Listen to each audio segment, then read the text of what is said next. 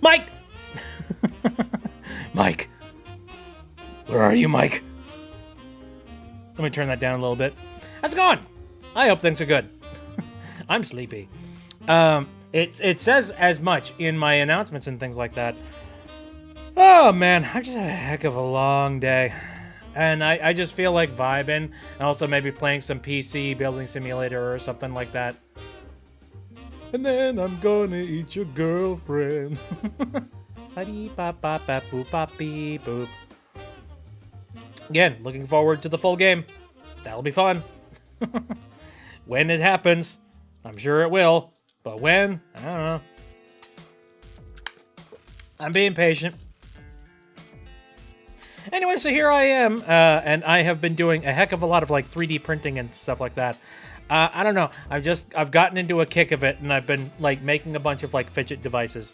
And the one that I am like really interested in, Nova has seen it and apparently has one, is it's a little like paw print key fidget device, and it has like mechanical keys on the inside of it. It make a noise, and then like the center has got 2. It's addicting as heck. So if you hear me like, you know, just in the middle of the stream and then all of a sudden you start hearing, I apologize, I could not help myself. It's just like it's just so addicting. It's so like, you know, so tactile. I like it. When my dad actually checked the game after he got it for me, he pretty much won't let me play any of the Lemon Demon stuff or those things. And I have, yeah, and you have the same fidget. I don't know. I feel like if he ain't gonna be cool with the Lemon Demon portion of the game, I get this weird suspicion that he probably wouldn't be okay with the rest of the game as well. I don't know. That maybe that needs a little bit of like, you know, a little bit of a prior warning for father. You know what I mean? It is a Newgrounds-based type of game, and it's gonna have like some crazy stuff in it, some wild things. But no, this thing's fun. It's just a paw print. It's fun. And then you click the buttons. There are 4 paws in total, which means that's 4 for each of the fingers. And then the thumb can just, you know, sit idly by as it lets the fingers go to work. I'm sorry. I'm gonna try not to like use that too much during the stream tonight, because like that's gonna get really annoying. I guess I've got some other fidget toys currently like at my desk at the ready, like a little spinny device. Oh, my hand tracking does not know what to do with that. It's just like, what the heck? It's spin. Sound like boyfriend. Beep boop. Beep. What's that one trailer that just recently came out? You know, it's just like, Friday Night Funkin's on mobile? Really? It's like, yeah. Got that right, bitch. He's just like, what did you just say? Beep. Friggin' heck, man. Hey, it's Pink. How's it going, Pink? Again, I am currently playing around with my new fidget device, which is a paw print. You know what? I should probably just bring up a picture. Hold on a second. I'm gonna go and look it up. Just so that, like, you guys aren't, like, super confused and being like, what the heck is that noise? No. I'll show you where the noise is coming from. Lo. Save image, put it on the desktop. Yep, sounds good to me.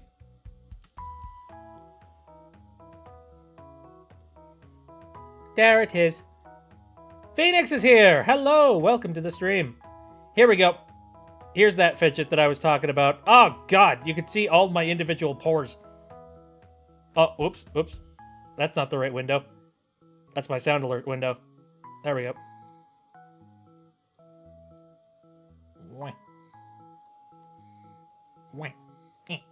There we go. No, that is what I currently have in my hands right now. A paw. Thank you for the confetti. It's like a paw fidget device, and it's got mechanical keys for like a mechanical keyboard. on the bottom of them, so you can go. It's very satisfying. And then one big one for the middle. It's cool. I like that my hand tracking was actually keeping track of that. That's cute. Oh, it's very cute. Again, apparently Nova's got one. I don't know where you got that. Whether you got it like 3D printed somewhere, or if like you bought it from a place that just sells 3D prints or whatnot. But that's cool. It's kind of neat that like you got one too. There we go. Mine is slightly darker. In certain ways. In certain ways. I think the paw pads for yours are a little bit more of a darker pink, and then the I went with more of a tan color. Your color's a little bit more brown. You made it! Oh, that's nice. I bought the file, but I printed it. Nice. It's freaking cool. I ended up finding it for free on Printables. I don't know where you got your copy. Whether there's like, a paid version that exists in some way. I don't know. Anyway, there's that 3D print that I've got there. I forget whether or not I showed the other one. I probably did. But I'm going to show it anyway, simply because, like, we're on the same subject. Here, let me remove that. And I'm going to drag this one on. Fairly certain I talked about this, but yeah. Witness the holy fidget banana. Ah, frickin' pie. Thank you, Nova. Anyway, yeah, it's a big old like flexible floppy banana. Goodbye pie. That thing actually has a little bit of like physics to it. It's kind of funny. Anyway, yeah, this one is particularly fun too. I have printed like several copies just for like handing it off to some people and like as gifts. I also made one more thing, but I don't think I have a picture of that on hand at the moment. So, oh well. What are you gonna do? Oh, also, random aside. At the moment, there is currently some like storm systems that are passing through here, so hopefully. Wow, that hit my forehead. Woo!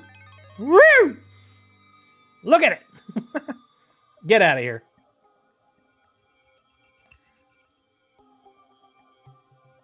Anyway, let me see. There's some storm systems that are rolling through in this area. Let me check it real quick. Nothing too bad. I don't know. For a very brief moment, I thought that maybe it was going to end up slamming into me. My favorite fidget toys are squishies and slinkies. Ooh. See, I've got one fidget toy that's like... Hold on, maybe I can find it. Here, Printables. I'm gonna head over there right now. Which is owned by Prusa.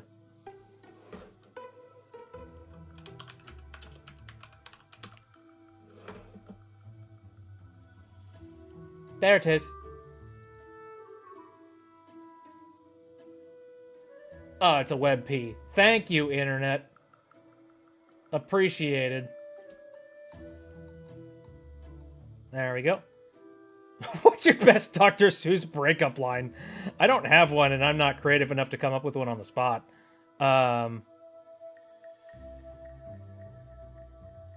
Actually, hold on a second. Oh, I think I remember one from Whose Line Is It Anyway? It's like, well, it's been fun, but I've got to go. My name is Horton, and I see a hoe. So that might be a good one.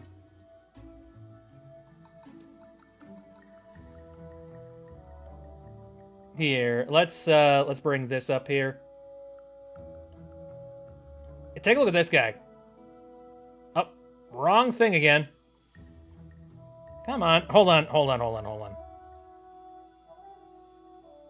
Let's lock down that layer just so it doesn't, get adjusted constantly.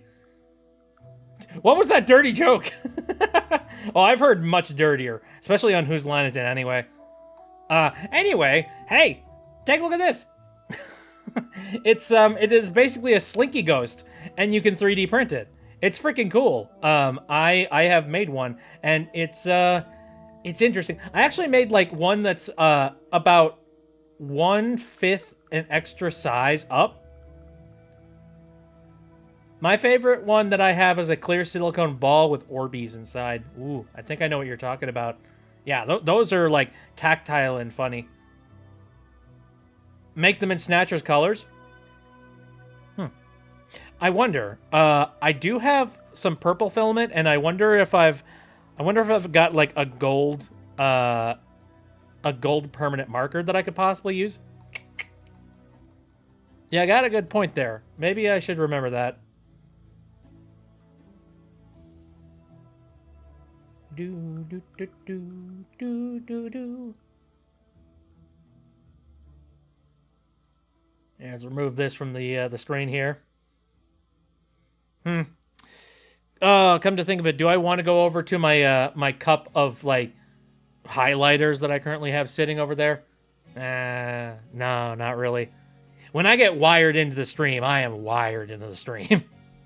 I ain't going anywhere anytime soon.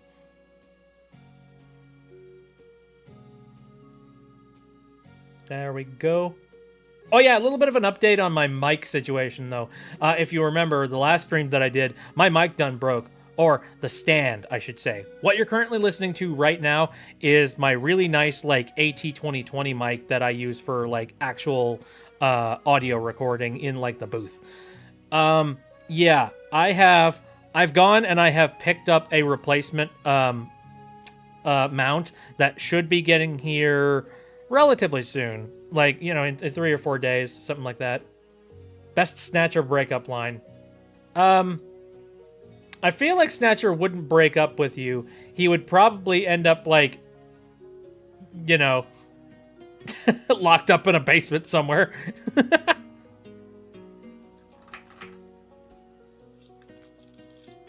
I hate to say that, but it's very true. Ba-dum-bum. Let's see. I'm going to take a look at the radar real quick. Just to see how we're doing storm-wise. Yeah, it's predicting that we're going to be grazed by this storm. And then it's going to change directions, apparently. Okay, well, fine. Fair enough. And why does it say that? That's very interesting. Interesting prediction. Is it weird that I want to have, like, a bigger thunderstorm than what I've been having? I don't know. Such a thing as loving too much, and Vanessa did exactly that. Agreed? Bruh.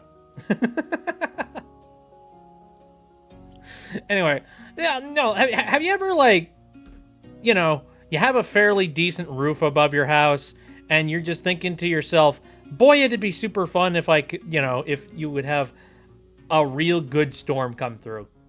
Like, obviously, that's not, like, something that you are super begging for or anything. Like, you know, you don't want to have, like, the super ramifications of that, including, like, flooding. You don't want to have, like, a bunch of tree branches just, like, falling down off of the trees. You don't want to have, like, you don't want to have lightning come and hit something important. Like, you don't want a tornado coming through and just blowing down a barn or something. Like, obviously, you don't want anything super heavy or anything like that. But at the same time, you're sitting there like, man, I'm bored. Nothing has happened as of late. I want to get myself like a nice storm to come blowing through. You know, just like, I want to feel something. It was a weird way to put it, but yeah. There was a pressure change where I'm at, and it is murder on my head. Ooh, I'm sorry to hear, Phoenix. I know what you're talking about. In 4 weeks, I start high school, and I am scared. You'll do great. I'm sure you'll do great. No worries. I'm going to a Yo Gabba Gabba concert in 2 or 3 weeks. Interesting. Huh. I didn't know that was something that happened in concert.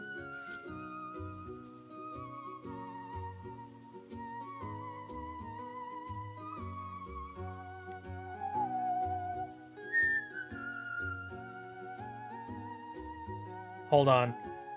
Just the music currently playing right now calls for some ghosts to float over the screen.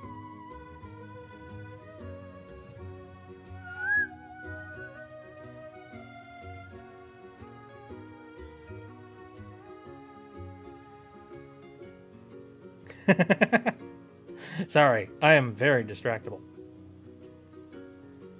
I wish we would get more rain here during the summer. Oh, yeah. Kills our lawn every year. Well, I know that for the past 2 years or so, we have had nothing but, like, really crappy dry spells, and that has caused some significant problems when it comes to drought. And that's not good considering a bunch of the farmers within the area are just like, nah, we can't make our crops, we can't make our money. And also, you know, there are people that are just like, my lawn is busted, and I can't water my lawn. I'm running all my water out. I need that water for me. I need to be able to wash.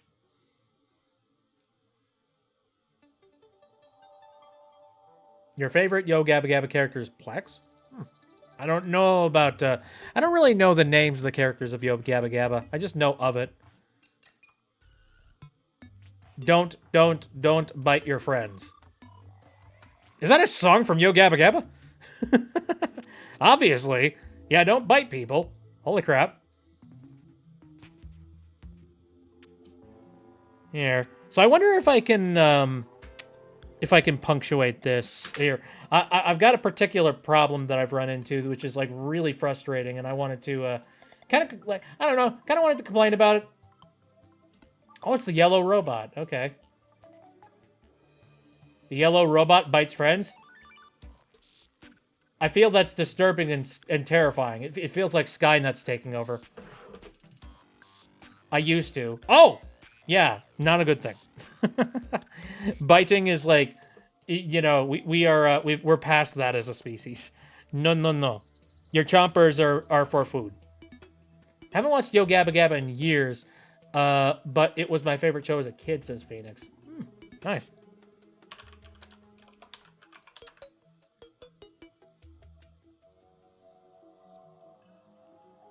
Here, let me look up,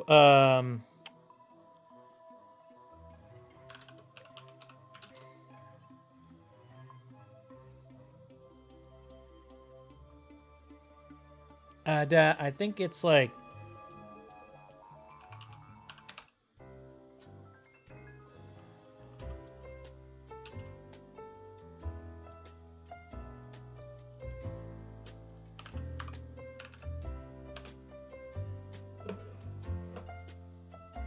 Okay.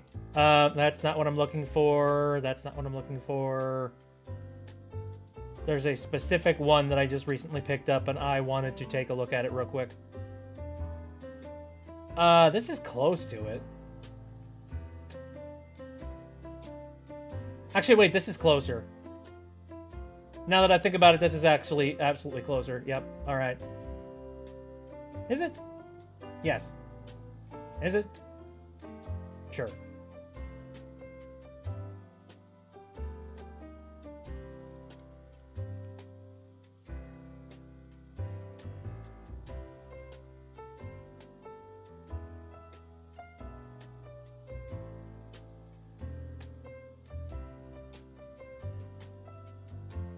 All right, now let me look up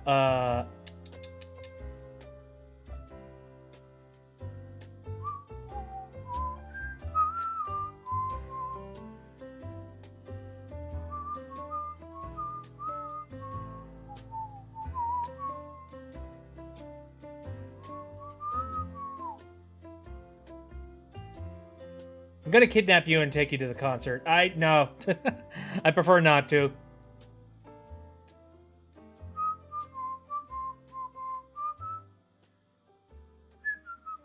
I'm not really much of a concert goer. And not really much of like a music person either.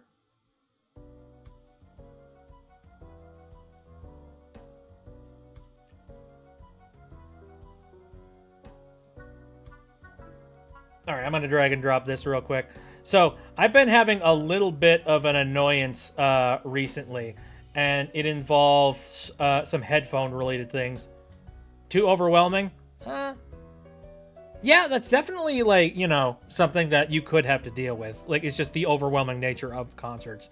For me, it's just like I'm not I appreciate music, but I'm not like massively into listening to music.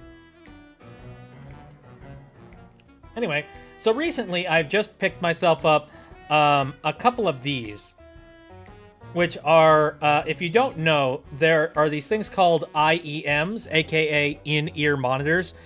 Think like earbuds, except they are more like high quality and they are specifically designed for like bands and musicians and things like that. Well, one cool thing about in-ear monitors is that for the most part, for a lot of them, they give you the option of like taking the cable off and replacing it. And so you can buy replacement cables like these. And they connect via those little pins that you see at the top there. And so I was in the market to get a replacement cable because the cable that I'm currently using isn't really connecting well with my ow, thank you for the acorn. Anyway, my cable wasn't really working really well for my earbud, and it kept on like popping off. And also like the connection was really spotty, and I just didn't like it. So I decided to go and get a replacement cable. Well, unfortunately, when I got that cable, these little parts right here, the ones that connect to the earbud portion of it, they were not the right connector. And I was very confused and concerned and frustrated about that, especially considering I wasn't thinking about replacing my earbuds because my earbuds were just fine. And I remember I spent somewhere around $70 for those earbuds, if my memory serves me correctly. Or not. I don't know. I could be remembering incorrectly. But anyways, yeah, it was kind of frustrating. So, however, I had already bought the cables, and I was sitting there thinking to myself, I don't want to return these, but I also don't want them to be useless either. Screw it, I'm going to go ahead and buy myself some new earbuds. You know what? It's been long enough. I've used those earbuds for what, 2-3 years? Yeah, about now. This is the right time. I go and I pick up some replacement earbuds, only this time I follow the listing on Amazon and I look for a set of earbuds or in-ear monitors that I know is compatible with this cable here. And it looks like it's going to be compatible, totally fine. I get those earbuds in the mail today.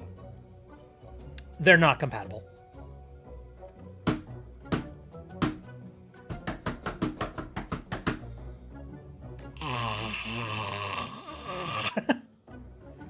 So now I have a new set of earbuds that are not compatible with with the cable that I was planning on making it compatible with, because the cable that was not compatible with the earbuds that I just recently bought is not compatible with my previous earbuds either.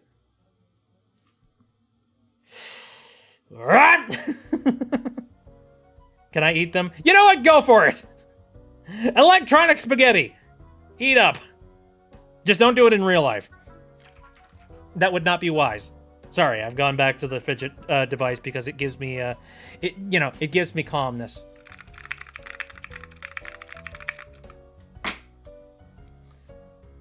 I remember the only small dog I've ever had as a kid followed me and my grandma home from a walk, and it was the most jealous dog ever.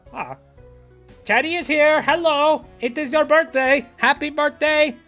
I hope you have a very nice one, and I hope you get all the presents that you want and then some. Yay. I don't know. What would you like for your birthday? Or have you already opened up your gifts? I'm curious about that. What have you gotten? What you got?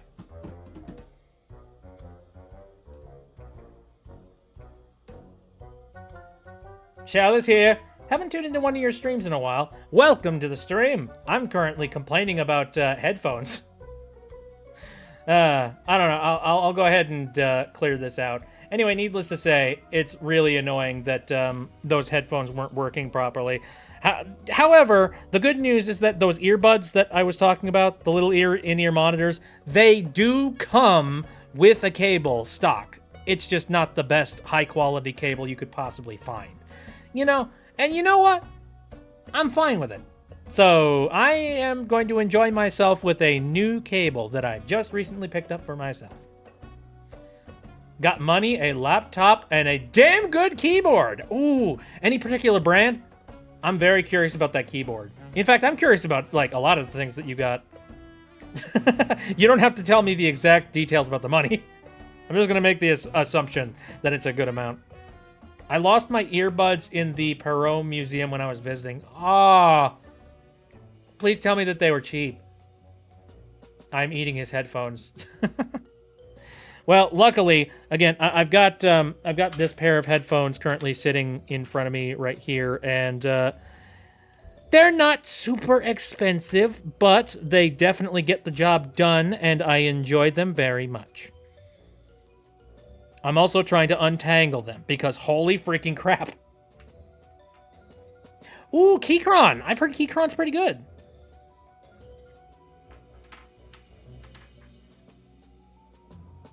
I decided to see when I went and built my my custom keyboard, not to like show you up or anything like that. However, when I decided to build my own custom keyboard, I decided to really treat myself. Like, this is basically my like a Christmas gift to me. I went and I picked myself up some Cherry MX switches, like the good shit. Like, Cherry is really well known for being the really expensive option of keys, but for good reason, because they're good. And in fact, I also got not only that, but I got some. Here, give me a second. I also got some like Cherry silent switches. It's like silent red, which is basically like pinks, and they are pretty silent. Here, I'm gonna go ahead and turn the microphone a little bit.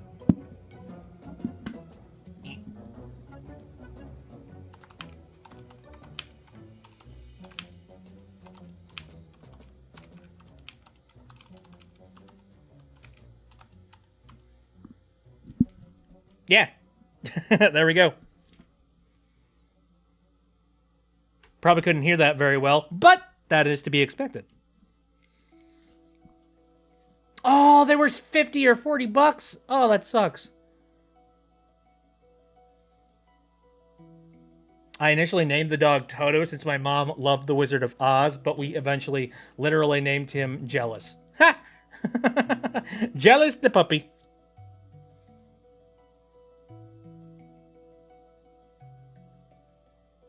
What? Also, kinda. I haven't really looked into Yo Gabba Gabba all that much. Again, I know that Yo Gabba Gabba exists as a concept. Okay, here I have untangled these headphones. Here, let me look up the BC ones.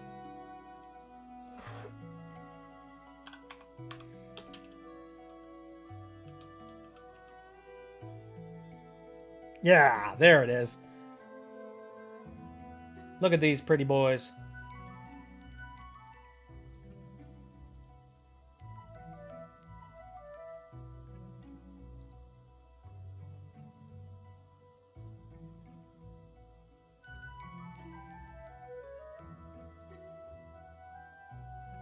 I will kidnap you and bring you to Detroit, and we will go to the concert.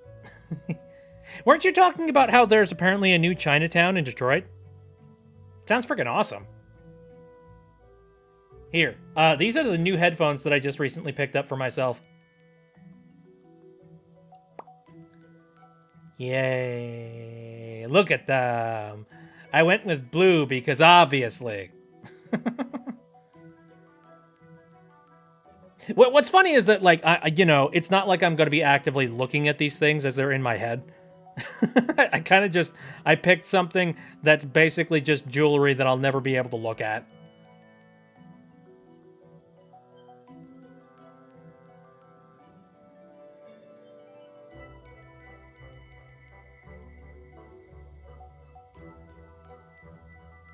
Bitbuds, says Pierce. Here, let me go ahead and remove these from the screen here. I'm fairly certain that Nova was, kidding about the whole kidnap thing. At least, I very heavily hope so. I guess, yeah, it's technically not something that you really want to be joking about too often. I mean, I think that's a joke that you kind of tell to, like, close friends who you very directly know, and you, like, know for a fact that they wouldn't do that. So, just worried that someone might take it seriously. Okay, well, hopefully nobody in here takes anything like that seriously. Alrighty.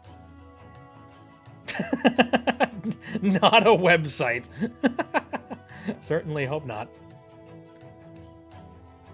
Okay. So what else is currently going on in the world of the Bit2Bit? Probably something. I don't know. I'm currently just I'm trying to shake off the sleepiness. Like, that's kind of the primary reason why I'm streaming at the moment. Because I need to work off some of the sleepies. I don't know, it's just been a very long week. On top of the fact that... Yeah.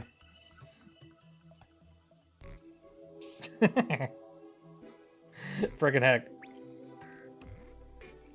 I've been playing to the 3D Zeldas. Haven't actually finished them all before. Oh, really? Which one are you currently up to? You're my friend now. We'll do a dancey dance later.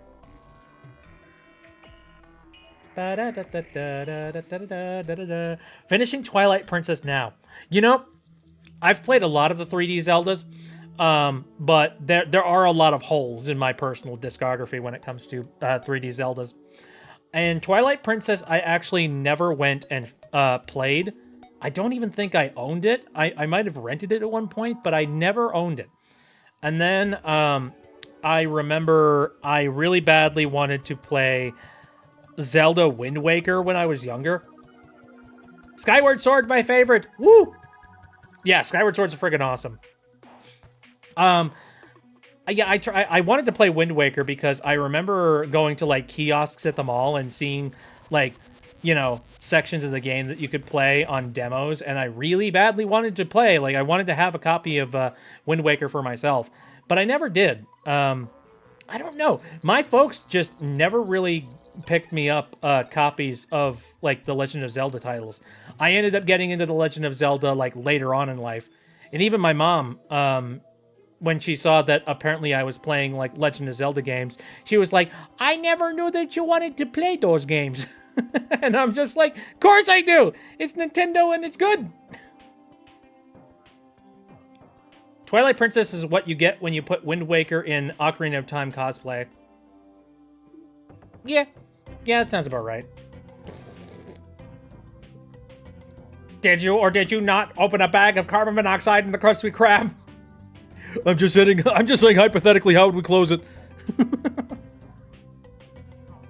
Same engine underneath, so they have a similar game feel. Really? I didn't know. Same game engine? That's freaking crazy.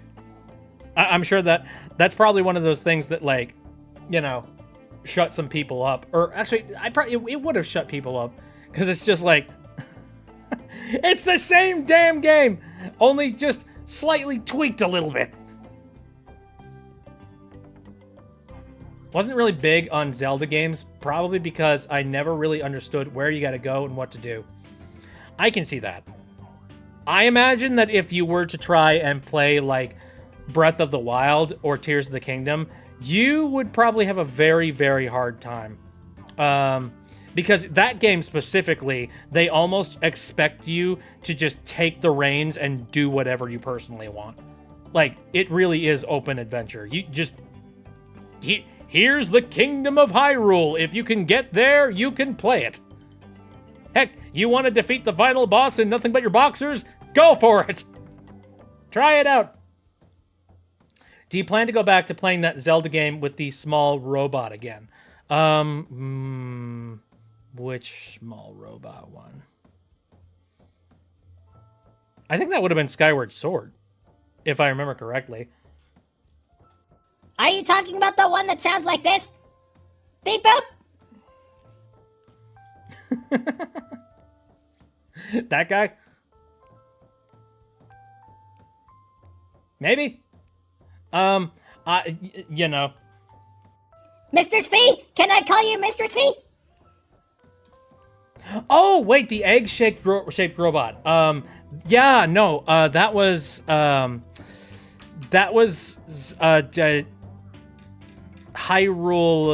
frickin' heck. Hyrule Warriors? Is that what it's called? Yeah, Hyrule Warriors Age of Calamity. Yeah, I played that. Honestly, I don't know. I don't have a lot that I can possibly, like, put into that game. Like, I don't know. Like, it's not a bad game. It's just one of those things that, like, I felt like I wasn't really contributing much to the experience of, like, playing the game and also running around and doing that kind of thing. It was kind of like shut brain off, run around, hack and slash. It was missing a lot of the core elements of what I enjoy about the Legend of Zelda games, as well as I felt like I didn't have much to contribute, you know? So I probably won't, unfortunately. First Hyrule Warriors is a lot better. Oh, really? Once had some kid explain the entire Legend of Zelda lore in the middle of the school cafeteria. Didn't even ask if I wanted to hear it or give me a chance to take off my headphones. No, here's the thing. Thank you, Nova. No, here's the thing. So he's the chosen one of myth, and then like he gets reincarnated several times along with Zelda and also the evil. Jack Black was in Yo Gabba Gabba. Not surprised. I mean, like, I would have been surprised had I not already known that Jack Black showed up in Sesame Street. You know? Like, the second you show up in Sesame Street, I'm just like, you know, all bets are off. Hey, what's up? I'm Jack Black. I'm looking for an octagon. 8 awesome sides and 8 awesome angles.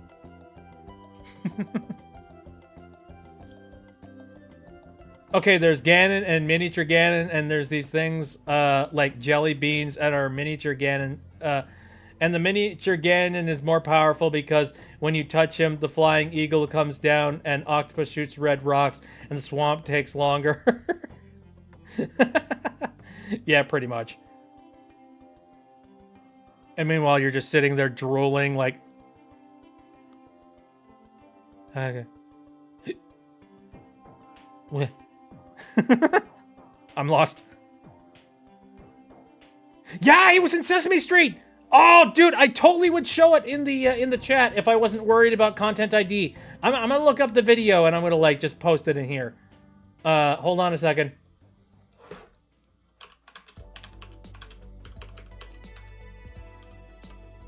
You gotta be careful because, like, this thing has been, here.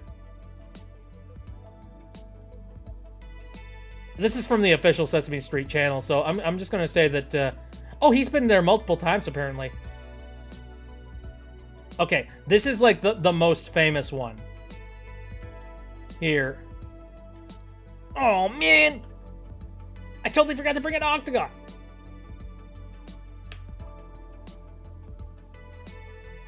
There we go. That is Jack Black and Octagon. And it is mwah, peak internet meme status.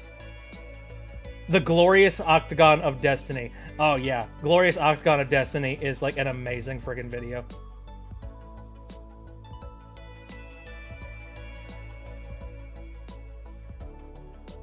Hopped on the Discord for the first time in ages. Oh yeah.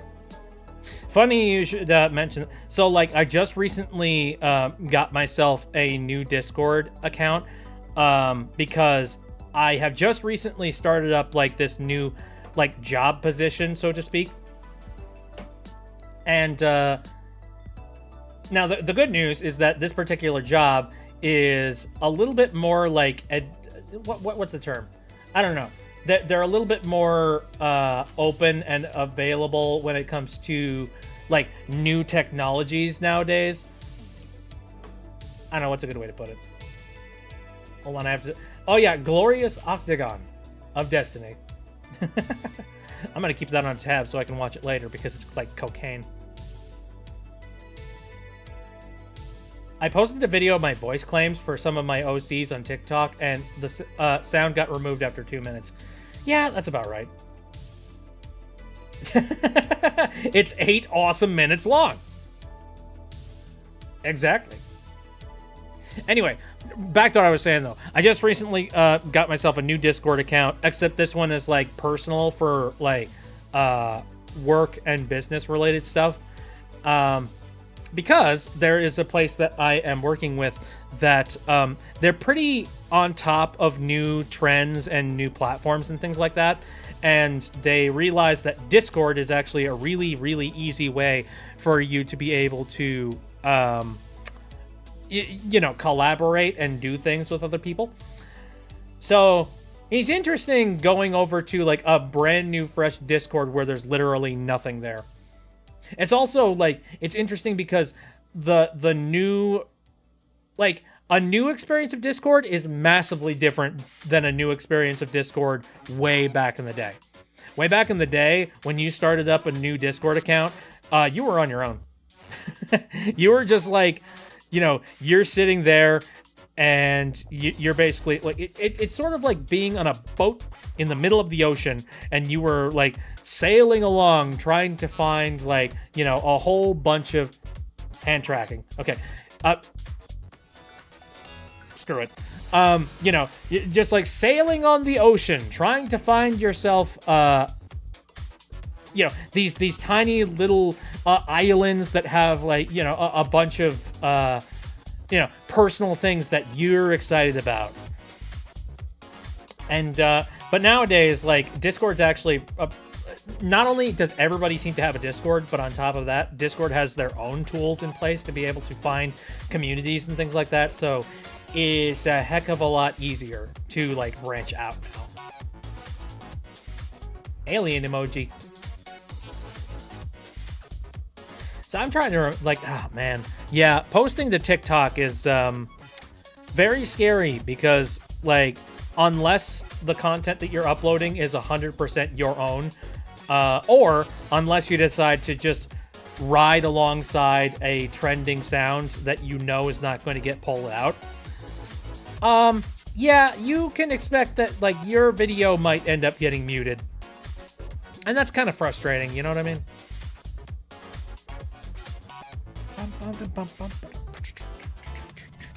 Hey!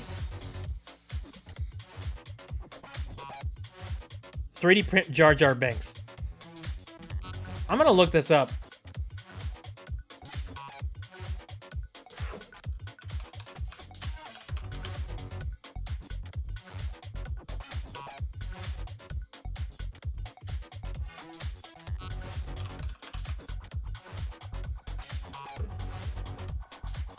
Oh, hell no!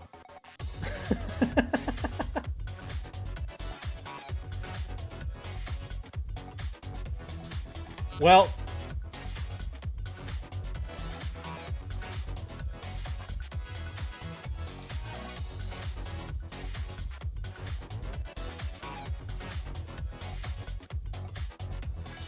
this went in my eyeballs, so that means you're all gonna have to get it in your eyeballs as well.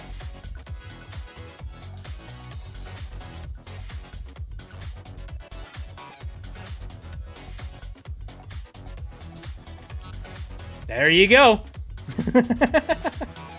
Enjoy. Huh?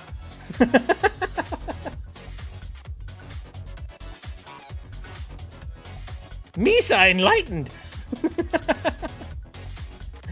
Fucking Christ. I'm not going to print this just because, like, as fun as it would be to print stuff out, especially, you know, stuff as goofy as that, you need to remember that the second that you print something out, you know that, like you own it. It's yours. You physically have that item now. What are you supposed to do with it? Put it on your, like, you know, your desk and just do nothing with it? Speaking of which, though, hold on a second. Yeah, that's kind of the main problem, is that if I print it, I have to deal with the consequences of owning the thing. I'm just like, oh no, what do I do now? Here, while we're talking about 3D prints, though, there is one thing that I just recently remembered here. Let me see if I can find this. I know I took a picture of it.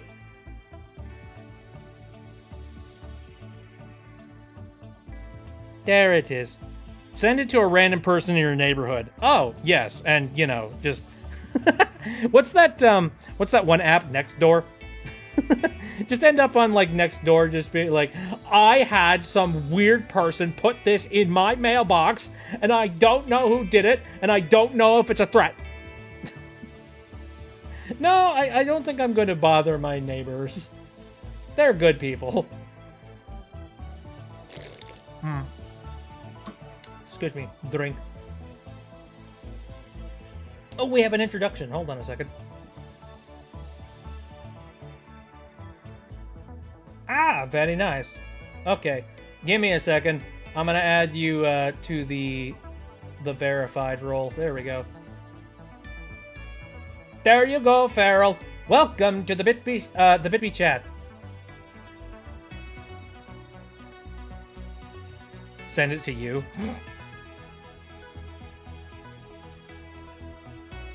You have been verified. Welcome. Here, let's save this image real quick. Bum, bum, bum. Bum, bum, bum, bum. Take a look at this guy. Oh. Wrong thing. God damn it. What did I just connect? Huh. Oh, the box wall isn't locked down. God, hold on. There. Anyway, anybody that has existed within the past half a year, they know what this thing is. I printed a little Repo Man. He's cute. I like him. I decided to go with, like, you know, kind of a cyan green color just because I was just like, that kind of fits for me.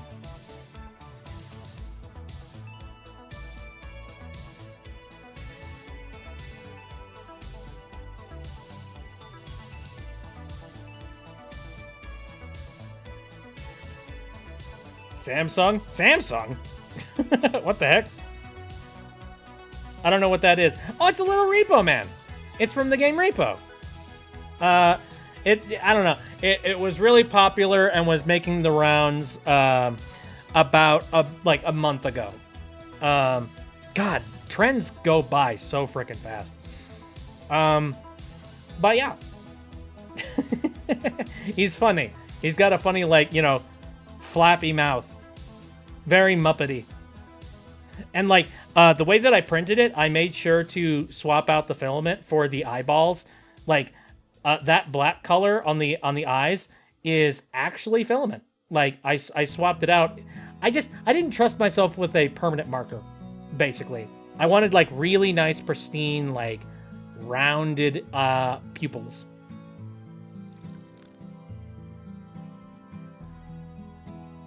What is it? I said, it's a little Repo Man from the game Repo. And I love him. He's cute. I love.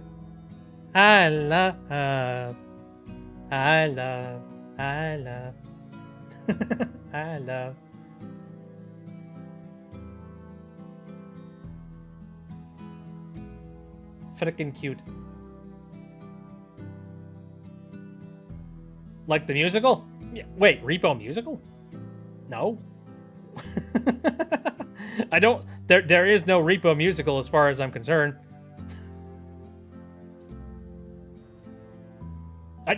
I still have this tab of Buddha Jar Jar Binks on my screen right now.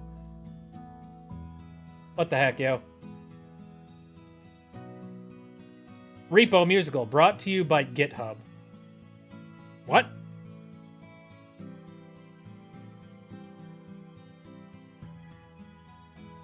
Oh, you know that song? Like, I love... Here, while we're talking about cursed Jar Jar things, I'm going to bring this on the screen as well. This I'm a little bit more tempted to maybe print.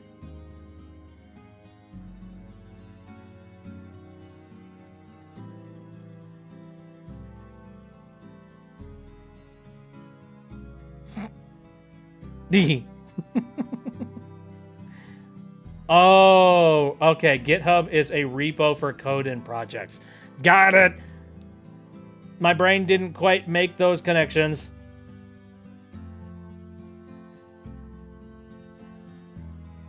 There we go. Ah! What the heck was that?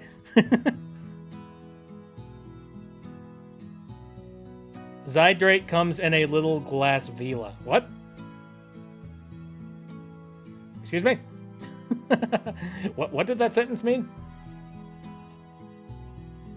Anything else Jar Jar related? Oh my god, wait, there's this Jar Jar potted plant.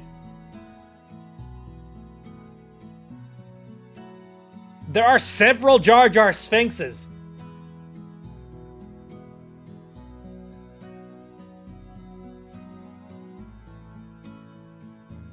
Like, I'm trying to find if there's like a Darth Jar Jar sitting around here somewhere. Come to think of it, let me just look it up. I'm gonna look up like Darth Jar Jar. In 6th grade, we had to carve sphinxes out of bars of soap. Jar Jar Soap Sphinx. Let's see.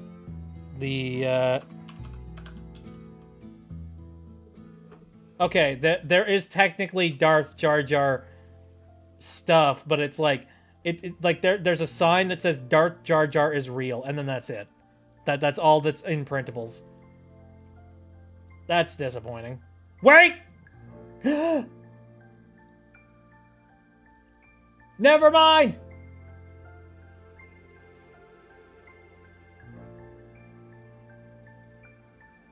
Check this out.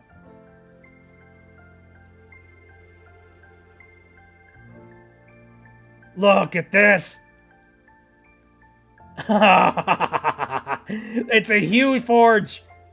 If you don't know what a Hue Forge is, it's basically a 3D print where you put down like really thin layers of color, and then the hues sort of like meld together and they create like an image, and you have to swap out the filaments several times in order to make a Hue Forge. But by the time it's done, this is the end product.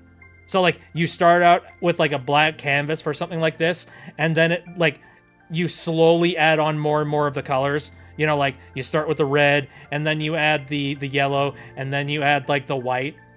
I can totally see how this one works. I love that Darth Jar Jar is canon now. Yay. Dude, I want to make this. I want to make this and frame this. Holy crap.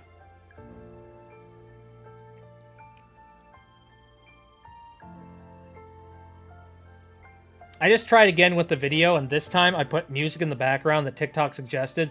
Hopefully it doesn't get muted again. Crossing my fingers on that one. Hopefully. I don't know. When you play,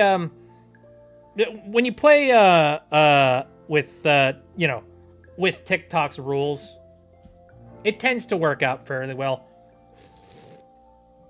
Boy, my hand just does not know what to do with a soda can, does it? Nope, no it does not. Oh, hi, fidget thing. Boy, that really stops me in my tracks. Sorry. I have a fidget keyboard thing.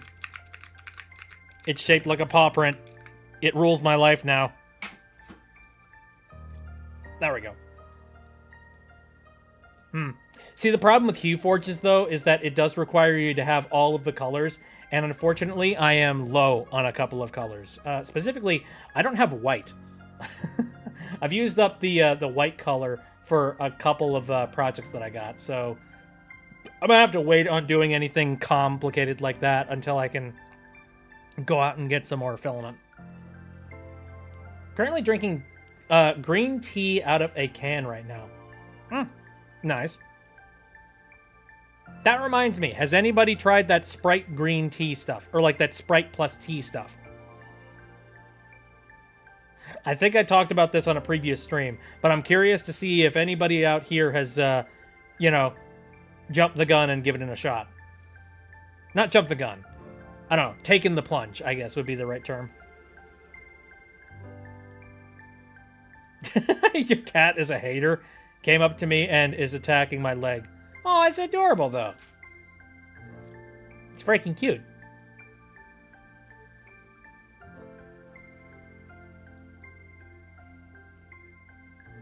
No, you haven't? Well, I don't recommend you try it. I don't know. Maybe it's just me. But I tried it a little while ago, and I didn't like it. Give me a second. Stretch. My arms. Did you know they have citrus Tic Tacs now? They didn't have that before? That seems like something that would have been obvious. Maybe I'm weird.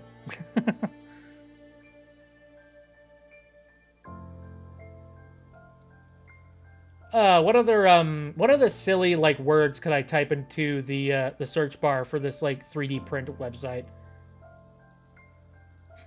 By all means, what random word should I type into the search bar?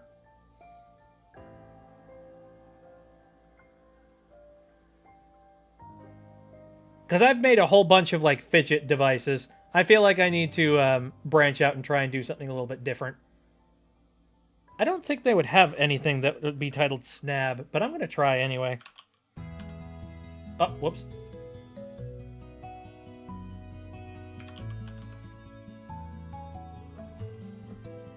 Nope. It is replacing the word snab with snap.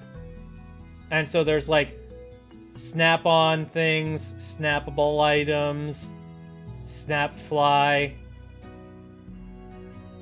Yeah, they don't have any snap. Crab. Well, all right. How about we look up crab?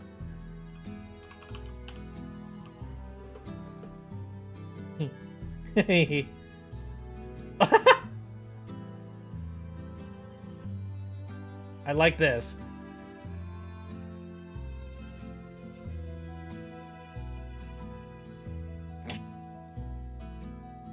Lego crab with a gun. Oh god. I love 3D printers because they're so unhinged. They're just like, screw it. This is never going to be mass manufactured. So here you go. Okay, if you wanted something a little bit closer to what Pierce was talking about, there does exist some like articulated crabs. So like, you know, you can have something somewhat similar that you can sort of fidget around with.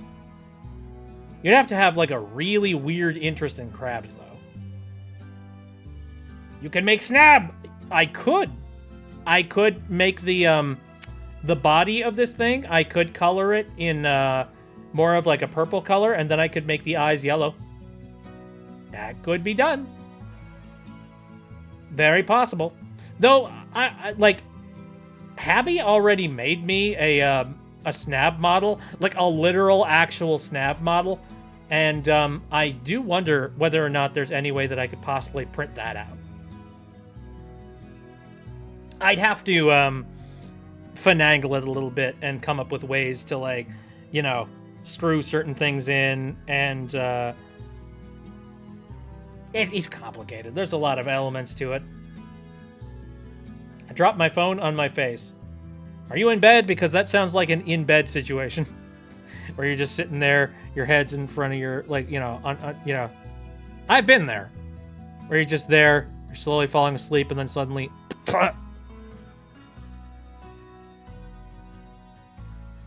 I feel a little bit like that. That's kind of where, like, my body and my head is currently. I am. Hey!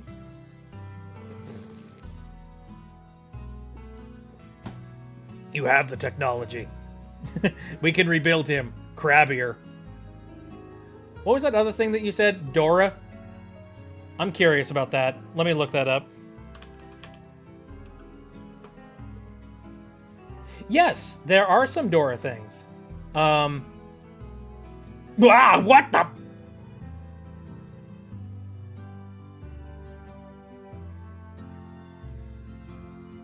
First of all, I'm going to clear off my desktop just because I'm running out of room.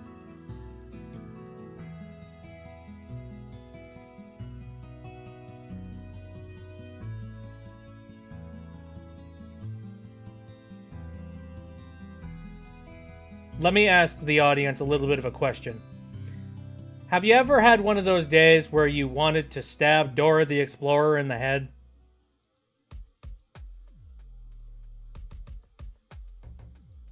Well, thanks to this 3D print that exists, now it's possible. Why does this exist? Holy crap!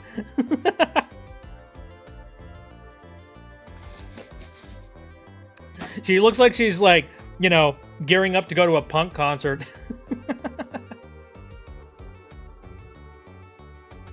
Swiper from Dora is voiced by Junichi Kanemaru in the Japanese dub.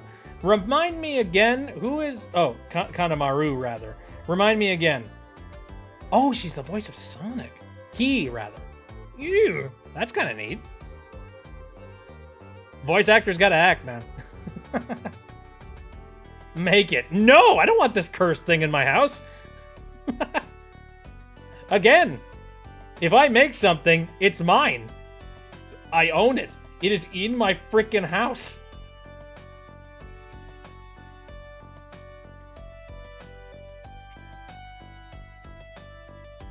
I think what's not helping is the fact that this person, like, they did a fairly decent job of doing, you know, of painting the face and all that jazz. Yeah. I don't like it. I don't like it at all. What did they do to my Dora? That is so cursed. God, I love I love casual streams. This is what we get up to in casual streams. The goofiness. Oh, hey, you can print out the map. That's cool. If there's a place you gotta go, I'm the one you need to know. I'm the map.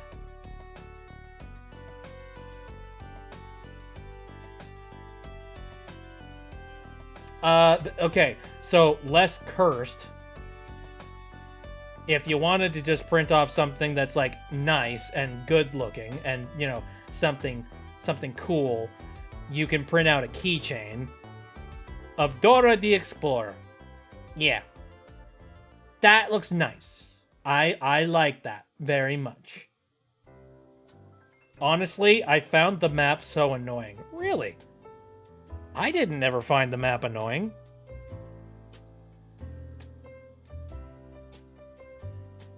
I mean, okay, it's somewhat.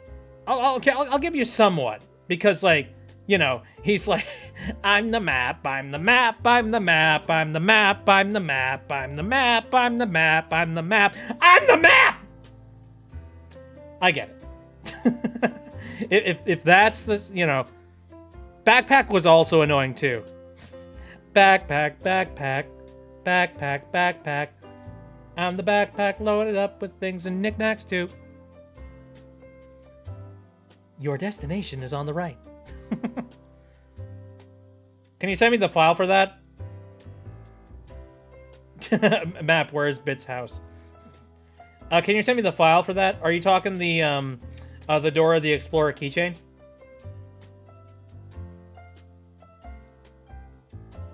Oh, there's 0 reviews for this. I hated them so much. Here, I'm gonna paste this into the thing here. The Dora the Explorer keychain.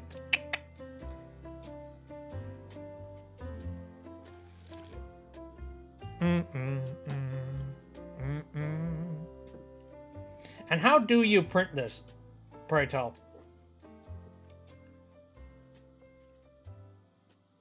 Oh, that's interesting. Do they expect you to, like, use a highlighter to color the rest of it? That doesn't seem right. I feel like they need to, like, upgrade this model. Like, I think it'd be really cool if they made all of the letters, like, you know, their own individual, like, printable thing, and then made it so that you, like, super glue them all together. I think that I would be interested in.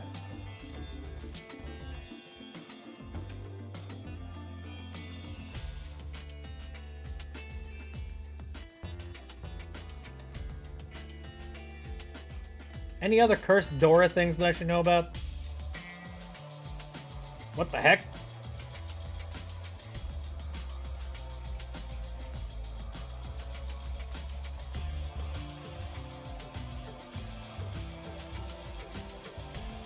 Hold on.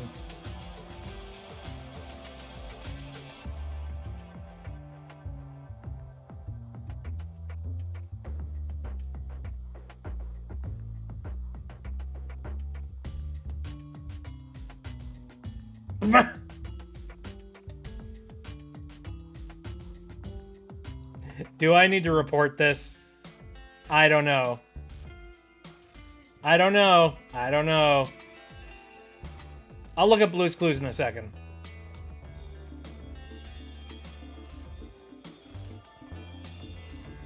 So, hey. Hello. So, hey, guys. I was looking some stuff up, and I came across this.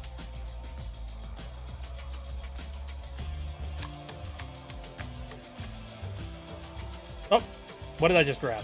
Whoops. Undo.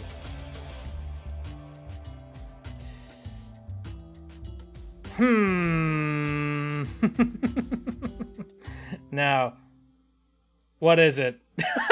Piers, I wasn't gonna be so forward with it, but yes. Okay, I saw this, and also cute doggo. Right.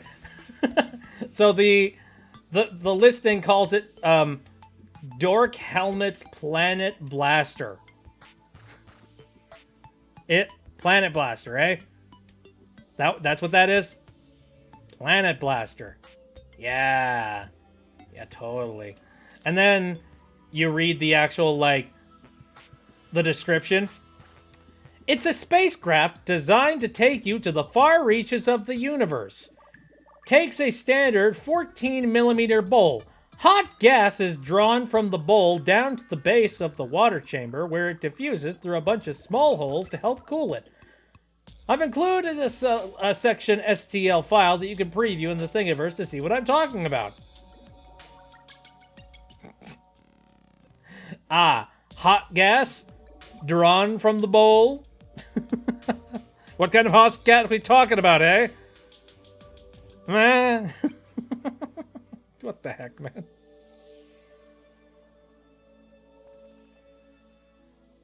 Well, something's about to get blasted for sure. Right? What is this? I've never seen anything like it. Don't worry about it. Let's just say it might have something to do with drugs. Maybe. Or, you know, tobacco. No, totally. Tobacco. This is used exclusively in tobacco. Yep, yep, yep. Yep, yep. Okay. Sad face. Yeah. Did it pop into your head? You're just like, oh. Don't do drugs, kids. Yeah. I wouldn't recommend it. I mean, I've never done drugs, but, you know. Drugs. Anyway, let me look up Blue's Clues.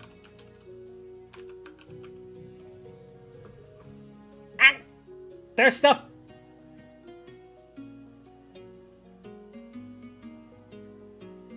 Let's see.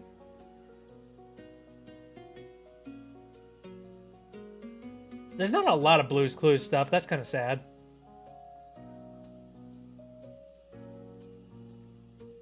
Yeah, no, not a lot. Let me see. The best one that I found in here was this one. Give me a sec, I have to clear out my desktop again because I keep on collecting stuff. Do do do do do. Ba-do, do, do, do, do. Everyone else I know does cannabis. Well, at least that's been kind of like nerfed in terms of its status as being a hardcore drug.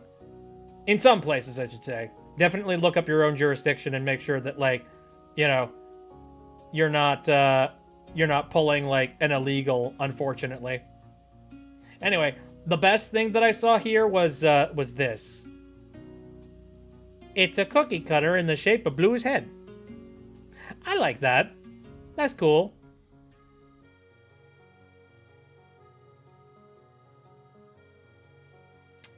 And then there's a stamper, except it's like, you know, it's a stamper for Slippery Soap. I forgot Slippery Soap was a character.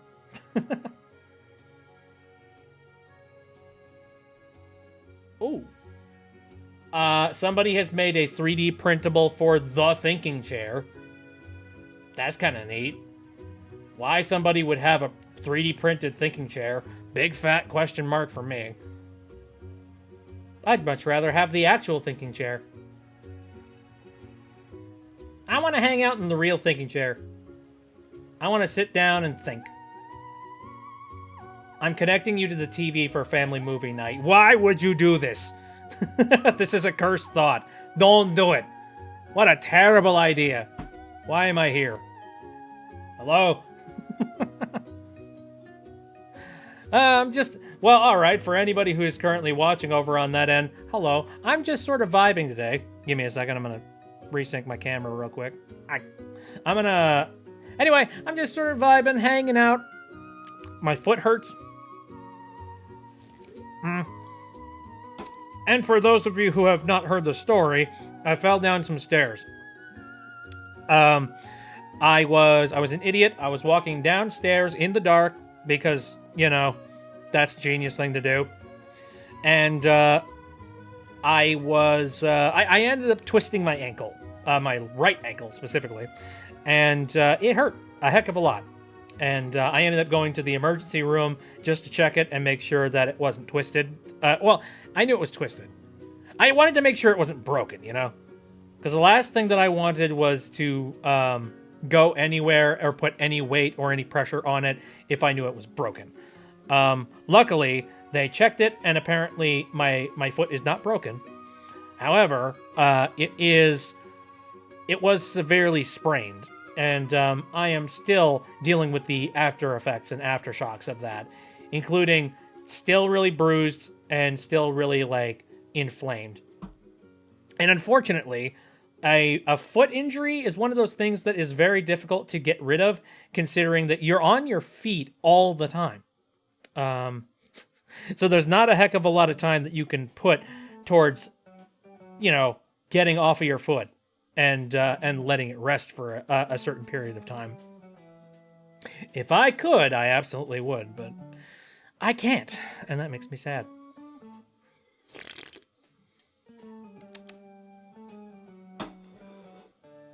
But anyway, until it's finally fixed and all that jazz, I'm just vibing. I'm chilling out. Trying to do my best to ice it. Come to think of it, I really should, after the stream is over, I should probably go grab one of those ice packs and put it on my foot. Yeah, good idea. See, luckily, a really long time ago, I went and I picked up a bunch of ice packs.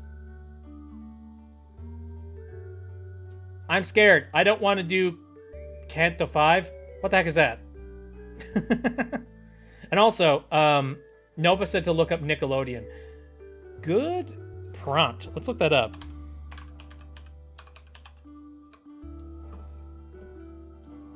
The Aggro Crag!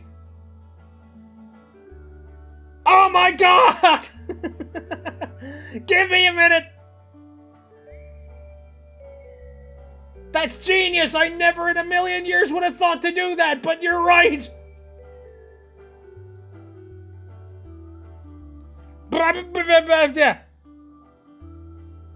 The aggro crag. Okay, for those of you who don't know what I'm talking about, there was a show on Nickelodeon a long time ago, and it was called Nickelodeon Guts. And it was like a sports and like competition show that was run by Nickelodeon, had a whole bunch of kids doing like physical challenges, and they were all competing for a chance to climb the aggro crag. And if you managed to get to the top before the rest of the kids, you would win like something, you know, probably like a Nintendo 64 or like a trip to the Bahamas. Whee! And then this is the trophy. This is the trophy, and like it's a part of the aggro crag. And it was like, it was so cool. It was green and it glowed and it was freaking awesome. And apparently this thing is designed so that you can like put LEDs in it and it glows. Yo, I think I might actually have to make one of these. Also, on top of that, I see that there's like a bigger aggro crag in the background. I might not make the big aggro crag. I don't have a big enough 3D printer to be able to do that. Holy freaking crap. Take a look at this. Hold up. I gotta put up a picture here. Again, banana for scale. Get rid of this. Whoop. Put this guy up. Look at it. Look at it glow. Oh, I love that. It's freaking cool. Oh, I honestly, gift potential. This is gift potential. Hold on. I'm gonna copy this. I'm gonna copy this and I'm gonna paste it over in my notes Discord. Just so that like I can have it a little bit later. There we go. Dude, when I was younger, when I was younger, I so badly wanted to be on like one of the Nickelodeon live action, like, you know, sports challenge types of shows. Here, I'll send it to you guys too. The aggro crag made by Tim. I wonder, hollow interior to install lights. Is there a recommendation for what kind of lights that should be installed in it, I wonder? Let me see. Smaller LED string light kit from Michaels. Ironically, appears to be discontinued since purchasing it, but I have modeled it, modeled into the assembly design for you to emulate. Okay, alright. Curious. I might figure it out. It's freaking awesome. I like Legends of the... yeah, Hidden Temple. Like Legends of the Hidden Temple and Double Dare. Double Dare was pretty fun. It was even funnier to find out that Mark Summers was apparently like a massive hypochondriac, and yet he was hosting that show. Wow. Talk about living through hell. Yeah, Legends of the Hidden Temple was fun too. And the entire point of Legends of the Hidden Temple was, it always talked about some sort of like legendary treasure or legendary like piece of merchandise, or not merchandise. I don't know. It's like a legendary item of some kind. And the story, you know, it goes over the story, and then it says that like mysteriously this item has appeared in the temple. And so your entire the entire point of the show is you know, a group of kids go through physical challenges. There were a lot of physical challenges. They go through physical challenges, and each team needed to like win to move on to the next round, and then there would be only one team of two people left, and those two people would go on to go into the temple. And the temple was this really cool jungle gym obstacle course thing that I so badly wanted to be in when I was younger. I was just like, I want to jump around in there. But yeah, and there were a bunch of different like rooms that you climbed into, and then inside these rooms you would like complete some sort of a challenge, whether it be like solving a puzzle or navigating through a bunch of like obstacles that are inside that room. Or like you know, hitting a specific button at a certain time. And the entire point of it was you were trying to navigate through the temple and make your way over to the room where the treasure is located. And then once you find the treasure, you have to navigate backwards through the temple, reach the temple gates, and get back down to where the game show is actually being held. And if you can do that in time, you win. And again, if you win, you usually got something like a Nintendo 64. Or, again, some kind of a trip. And that was so freaking fun. Here, I'm gonna pull up,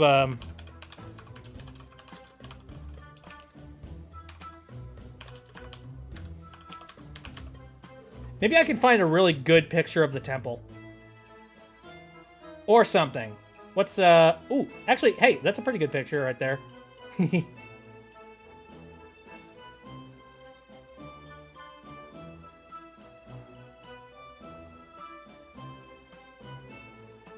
Here we go. Grab that. Takeshi's Castle. Yeah, nice. Here we go. Here's a screenshot from the actual show. Oh, whoa, ooh. Okay. Behave. There we go. There we go. Olmec! Yeah, and the show starred this big old, like, you know, Moai head-looking weirdo called Olmec. And he was basically the host, and he gave instructions on what to do. Including, you know, he told the legends every single episode. And he was so freaking cool. I don't know where the Olmec head is nowadays, but God, I hope it's somewhere safe. But it was so fun to just listen to Olmec, because Olmec, like, had a presence, man. Like, he sounded like he knew everything, and he was, like, just so filled with knowledge. You know, just like, the Shrine of the Silver Monkey. Why you throw things at me? I think I saw an episode, but the main show I grew up with in terms of game shows was, Nailed It. Nailed It? I don't know if I've heard about that. But anyway... yeah, that's my childhood nostalgia right there. I freaking loved that show. And, like, loved Olmec, loved the physical challenges. By the way, there's something, like... I didn't discuss this, but there's something disgustingly 90s about, like, the get-ups that they're in. You know what I mean? I don't know what it is. Like, something about the baggy shirt and the yellow helmets. And like the baggy shorts. This feels like it oozes a very specific 90s vibe that I just can't get over. It's a baking show and it follows people who have no experience baking. Ah, interesting. Kind of reminds me of like Worst Cooks in America.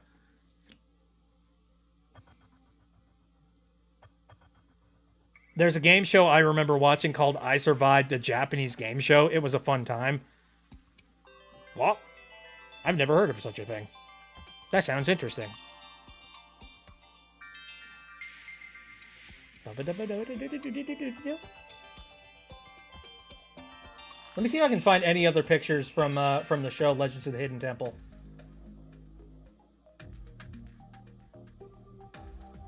Making fun of how crazy Japanese game shows can be by being even crazier. Oh, Lord. Oh, I found a really scuffed picture of Olmec. Hold on. I'm gonna put this on the screen. Full screen it.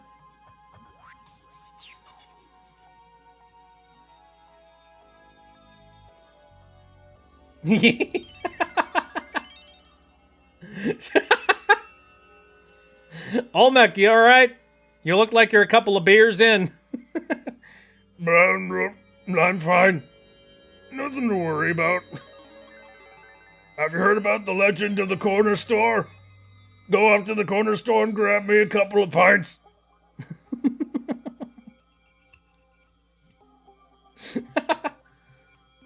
What the heck, man? They compete for $1 million, if I remember correctly. Interesting. Okay. I know that, like, one show that my mom is, like, massively into is the Great British Baking Show. She watches a crap load of that. Racing music from the show? Racing music? Oh, for what show? I'm curious about that. Someone buy brown contacts for him. He's got... Well, I was going to say, get him some eye drops because his eyes are red. Oh, the racing music for Legends of the Hidden Temple. Yeah. Actually, in general, the music in Legends of the Hidden Temple is always a bop. You know,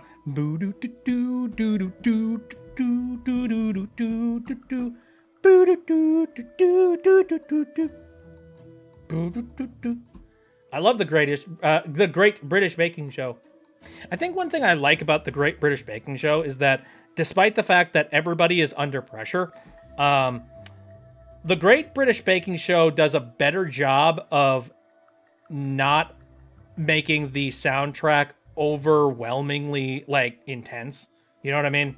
Like, American baking shows, they've started doing this thing where, like, well, they haven't started doing it. It's been a thing for a very long time. But American baking shows, like, you hear the music, and it's just like this swelling, dramatic, overabundant, like, crazy, like, track in the background. You know, just like dun dun dun dun dun dun dun dun dun dun dun dun dun dun, and you're just sitting there, just being like, "We're making a souffle." It's not that big of a deal. We're not trying to disarm a bomb.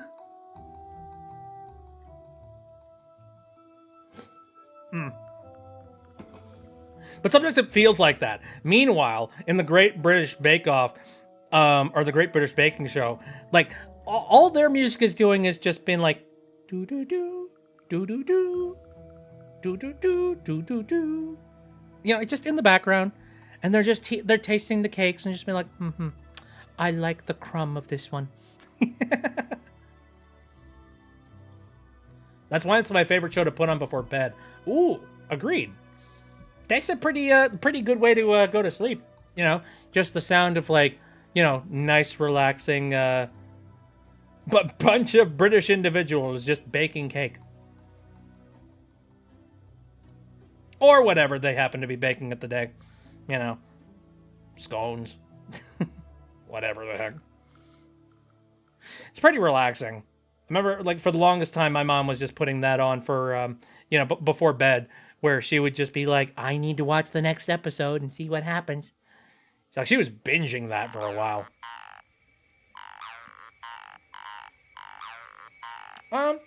Any particular game shows or anything that, like, I have personally been into? Well, I will say, there are a lot of, like, game shows and stuff like that that I remember watching when I was growing up that I don't really watch anymore because I don't really watch cable. But I miss them severely, just because, like, they had a special place in my life at the time.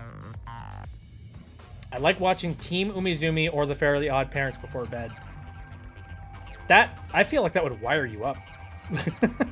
I don't know. Maybe that's just me. Have you ever seen The Floor is Lava? I know of the game The Floor is Lava, where the floor is lava, and you're not supposed to touch the floor. But I don't know if that's what you're talking about. But, man. So, there's a couple of particular games that just, like, live rent-free in my head. One of them is Wheel of Fortune. Like, I am a massive fan of Wheel of Fortune. It's just, it seems like such a simple concept.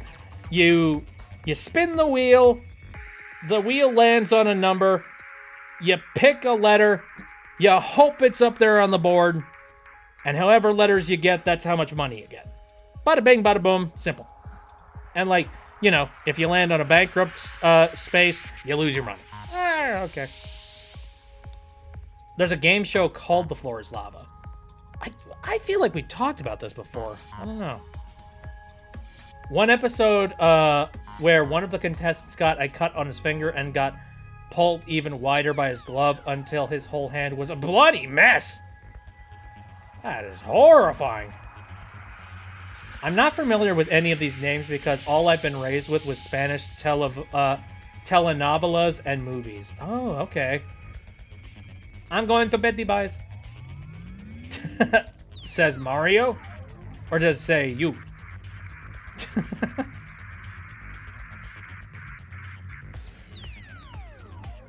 I'ma go to bed now.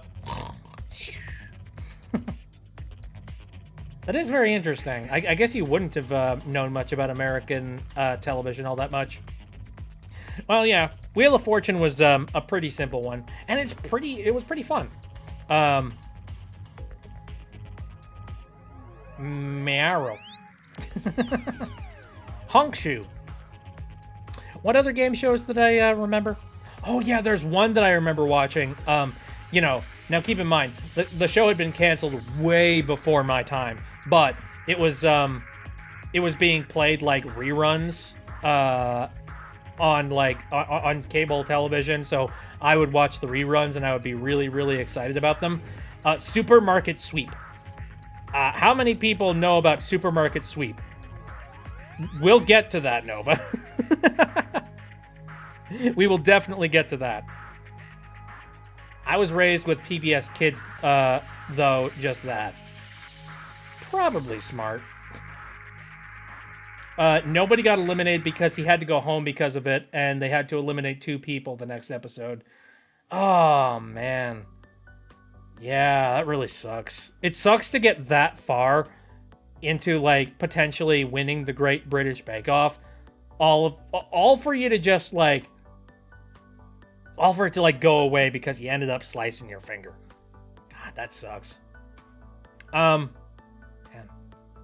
But Supermarket Sweep was interesting because it was all based around, like, a supermarket and how things were priced. And it was kind of like a trivia game, and also, like, it was a trivia game slash, like, sort of a physical challenge kind of game where it took place in a supermarket. You had to guess the proper price for things. You had to, like, guess trivia and stuff like that.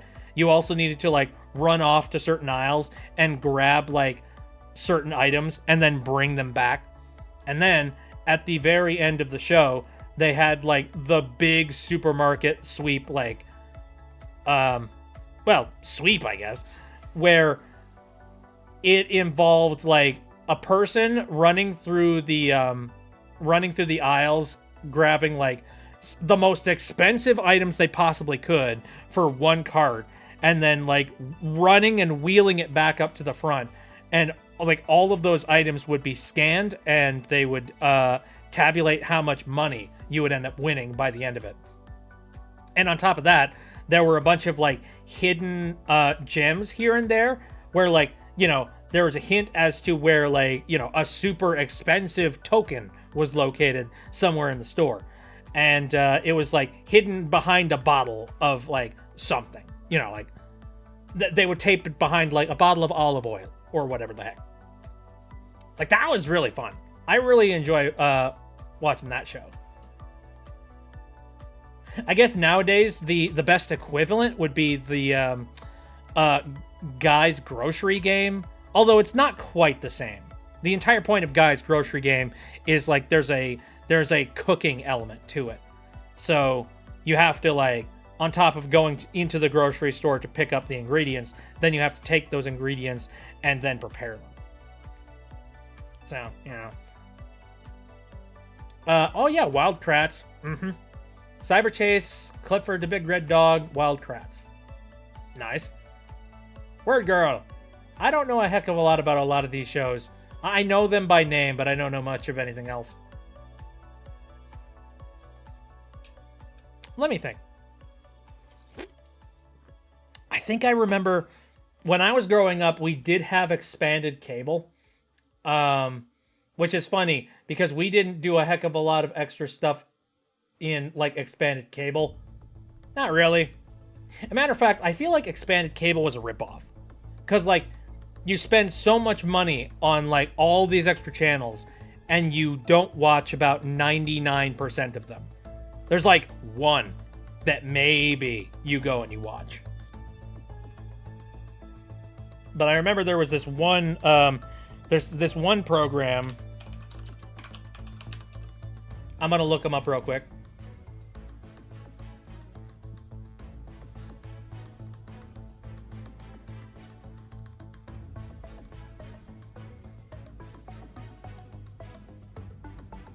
Yeah, this is good enough. I remember I watched a lot of things on this channel. I don't recall if it even still exists. Probably doesn't.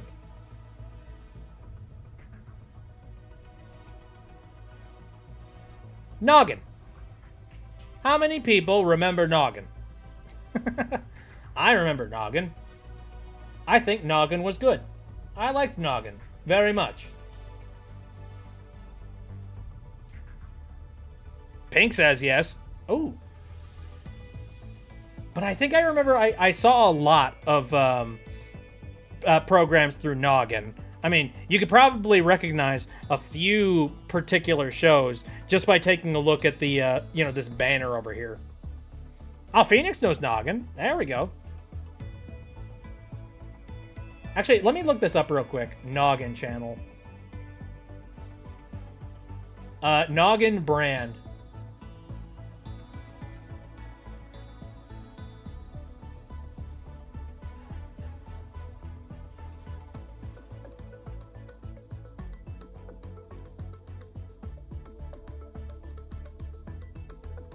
Oh, interesting.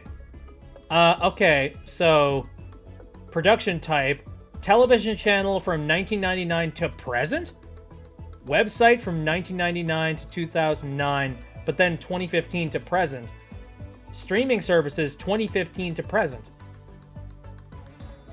Oh, it says discontinued as a television channel in 2009. And it was discontinued as a streaming service in 2024. Is there anybody that, like, still... Can you still see Noggin at all? They have a teaser website. They have... they've got, like, a teaser website where it says it's rebooting. Yeah, we'll see how that goes. Probably not going to go anywhere. That's unfortunate. Yeah, I don't think Noggin is still a thing. That makes me sad. That turtle cartoon, I see it and I absolutely hate it. I find it so annoying. I think you crushed a little bit of my soul because, like, that's Franklin we're talking about. And I care very much about that turtle. Let's be real. Franklin doesn't hold a candle to something like Caillou, okay? Like, let's be, like, if we're going to line up the most annoying child characters, or, like, the most annoying characters in children's media, Franklin is not even within the running.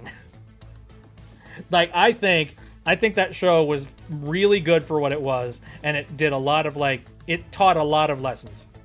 So, yeah. I can agree with you about that. Cartoon Network used to run a channel called Tickle You. That sounds disgusting. Hell no. Here, I'm going to go ahead and remove that banner. But yeah, I remember I saw a heck of a lot of things on Noggin. What else was there? I remember there were some other things too. What was it?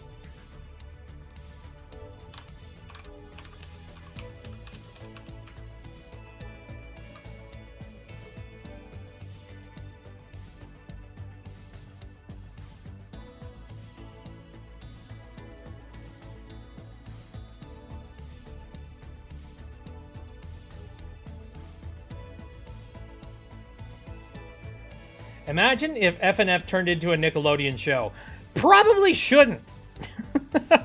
For real. FNF is like... That is like Newgrounds incarnate.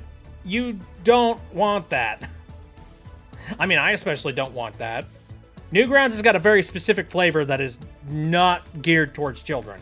And I feel that would be a brand liability. So, no. I'm not going to call for that. I'm not going to. Bad thing. No, bad thing. Anyway, so there was this channel that I remember watching back in the day. Again, this was on like expanded cable. But Nickelodeon Gas, which is the funniest freaking name they could have possibly come up for it. Gas. Haha. Farts. But no, that it is very much what is described on the tin here. Like Nickelodeon Gas, games and sports for kids. And it was a whole bunch of the shows from like Nickelodeon and other places where it was basically like sports themed. As well as I think Gas also had some like syndicated shows as well. Nick does too much toilet humor. I don't think they do enough. They gotta bring back the toilet humor. More toilet humor. Haha. Toilet humor makes me smile.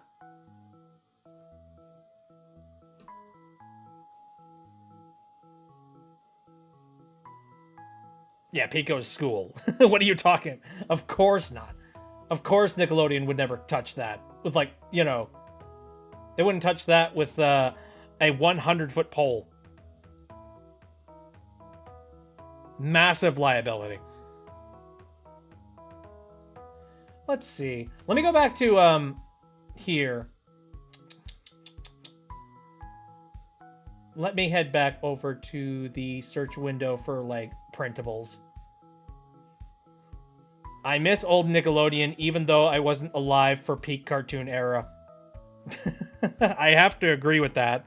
I mean, look, I am basically a cartoon boomer who is like, you know, I have a massive bias when it comes to cartoons in that the 90s cartoons will always bring a smile to my face.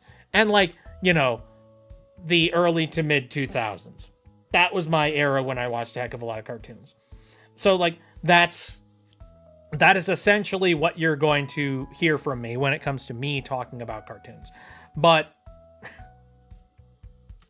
I do think that cartoons were like, they massively have changed over the years, and I don't know if I'm cool with the changes or not okay with the changes.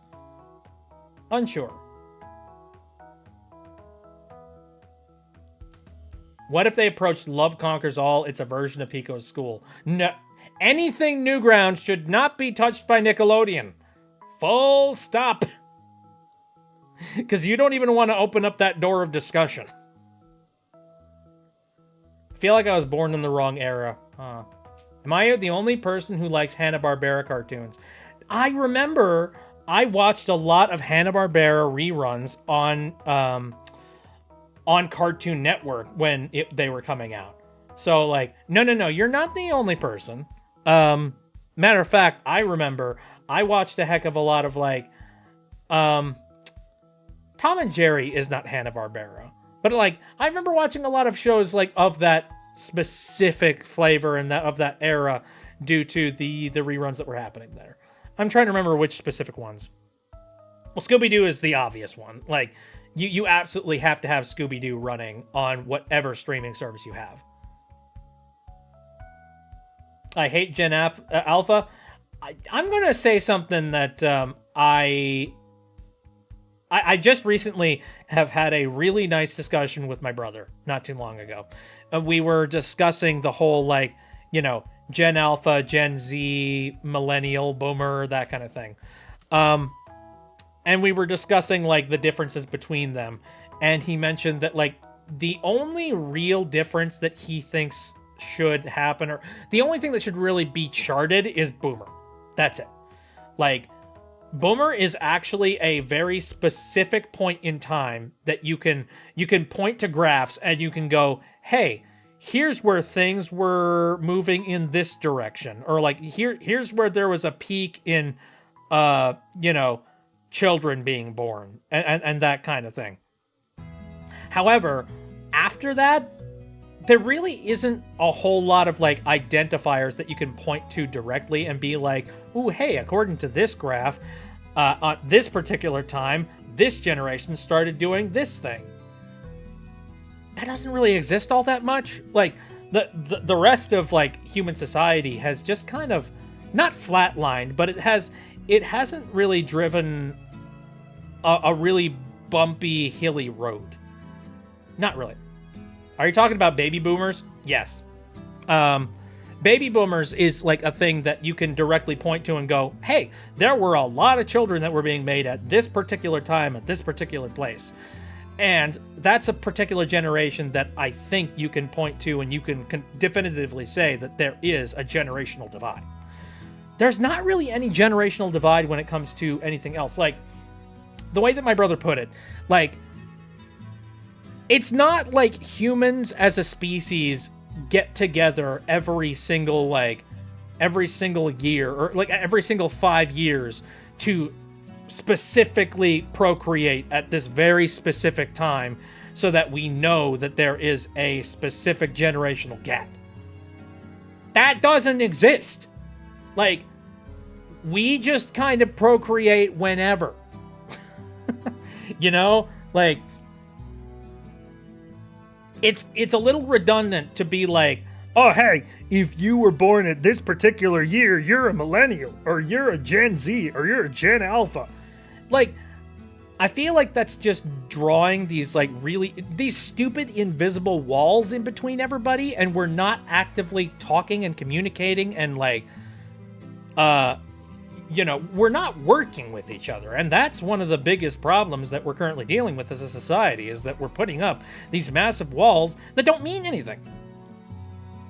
Gen Beta is coming soon. Yeah, and we shouldn't care. In fact, I think that's one of those things that we really shouldn't be paying that much attention to in general.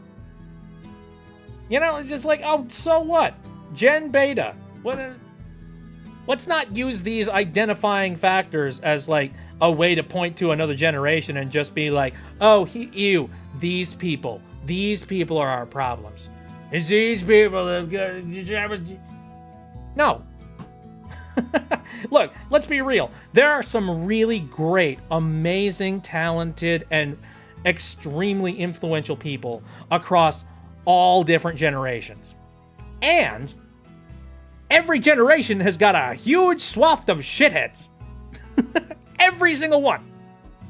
Like, it's just, they're shitheads in slightly different ways because we grow up at slightly different times with specifically different technologies. That's it.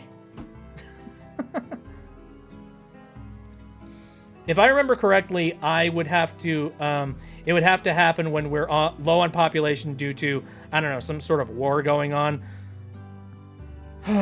Please, no. Please let it not happen, please. All right. Already nobody gets my references about old Nicktoons. Well, it's mostly because it's old content that I'm sure a lot of people don't pay much attention to. Which is unfortunate, but hey, if you've got like a specific interest in something, whether it be old or new, go for it. I think that's important.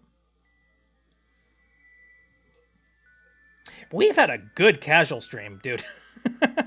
We have been discussing so many things, despite the fact that I started this like really tired.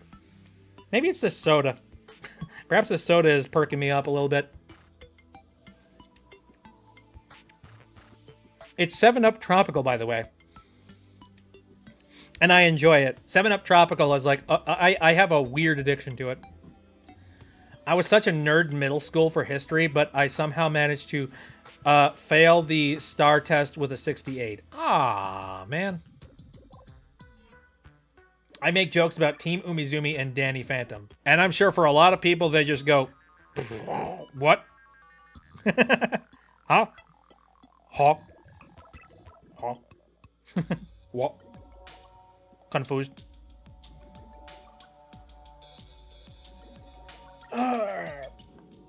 Stretch arms.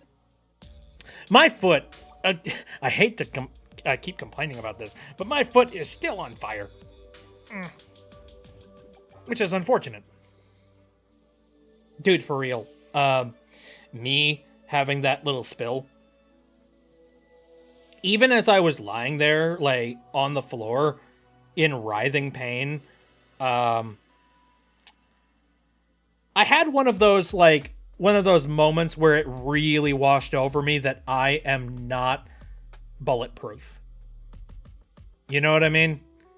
It's one of those things where I'm just like, you know, when you're mostly like completely functional and everything is working the way it's supposed to be, and like, okay, so maybe your back hurts a little bit, you're fine, whatever, and you live for the most part perfectly normal, for you to all of a sudden have a situation where your foot goes clink, and then all of a sudden everything just hurts. It kind of humbles you a little bit. You realize that, like, oh man, things can be a heck of a lot worse, and they are now, because foot hurt. I hope you feel much better soon. I hope so as well. Thank you very much, Shell. I appreciate it. And by the way, I don't know, I forget if I talked about this on the stream or not, but I got together with, well, I mentioned before that I got together with my brother and had that fun conversation. But another thing that we talked about while I was together, I was like, "Hey, you had you had your own ankle twisting situation about like 2 weeks ago.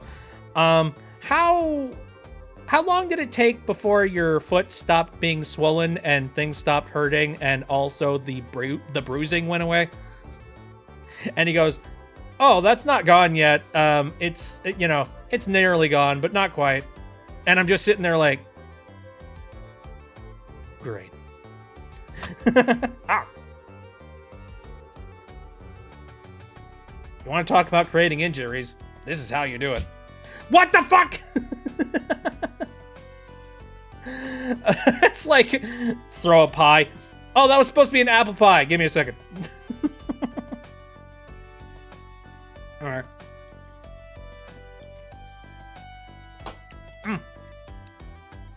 Anyways, it sounds like I have a ways to go before my foot is back to the way it's supposed to be. Like I said, though, it's your foot. Like, you're putting pressure on your foot all the time. So, you have to, like... It takes a while for an injury like this to finally clear up completely. So, it's gonna be a while. Which is sad. But, it happens. I'm just happy I didn't break something, you know? That's all I care about. I'm happy that, like, I didn't have to start having conversations with the doctors about, like, surgery or something to that degree. Because usually, if you break your ankle like that, the first thing that they talk about is you gotta have, like, you know, a nail shoved in there. Something like that. And I'm sorry, I'm not... Yay! Surgery! And I'm very happy that I don't have to deal with something like that. I remember the first time I've actually sprained my ankle. I fell off a climbing wall in 4th grade. Oh! Yeah, I see how that would happen. Ouch. Still on crutches? Refresh my memory. What the heck happened with you? You might have talked about it in the stream and I just forgotten about it. Luckily, I have crutches, but I don't really need to use them. I broke the fall with my foot. It's just being like, oh, don't worry, my face collected most of the impact.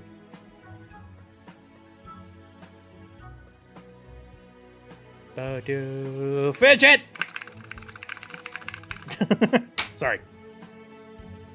I dislocated my ankle at 8th grade graduation party and a trampoline place. Ooh. I don't remember you talking about that. That's awful. I hope you're doing at least a little bit better about that. Oh, man. Oh, yikes. Owie. Bad bit. Put it down. I've never experienced a broken bone or a twisted ankle before. I don't recommend you do. If you can keep up that streak, by all means, keep up that streak. Because it's not good.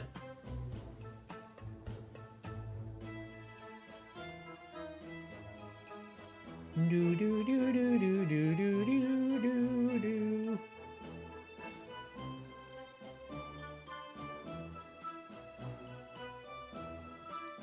Let's trade places.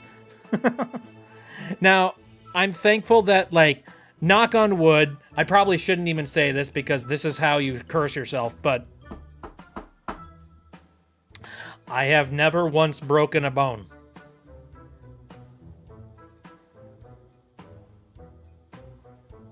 Guess we'll see how that goes. I'm sure it'll happen eventually. It's just kind of one of those, I'm glad I haven't gotten to that point just yet. And if I do break a bone, I hope that it's something that, like, can be fixed by just putting a cast on you. Locking up my chickens and roosters right now? IRL? You dislocated your knee, though. Yeah. But that's not a broken bone. Technically speaking.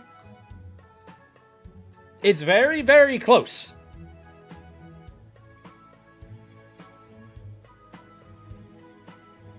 Oh, yes, IRL. Interesting. Cool. Let's see, I'm scrolling through some more of this, here, this stuff on here. Ooh.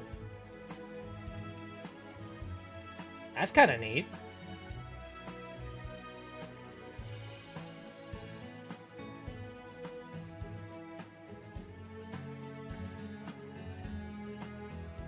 See, so the problem with this thing here is that I don't know how 3D prints really react to water and, like, high condensation.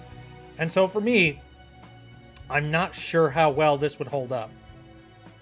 However, Danny Phantom Coaster. Yes. I guess. That could technically work. Sounds kind of neat. Broke my wrist 2 years ago. I got medical proof. Oh, that sucks. Ouchies. I technically dislocated my knee when my dog wiped me out because it popped back in at a... Oh, yeah. I remember you were talking about that.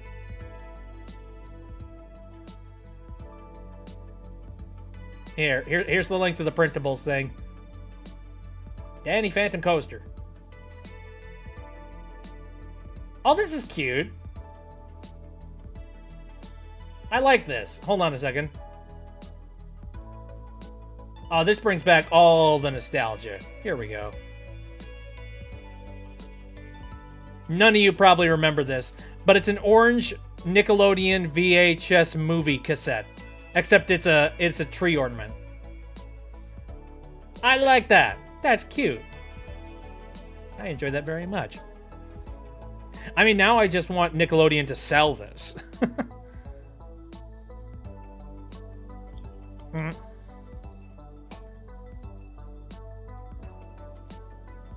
What the heck?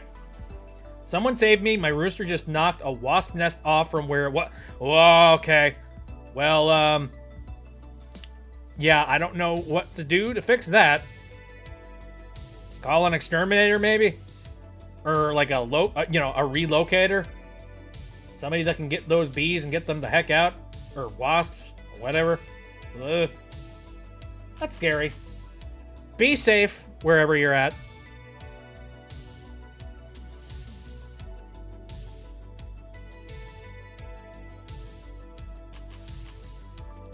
Like I said, get somewhere safe if you're not.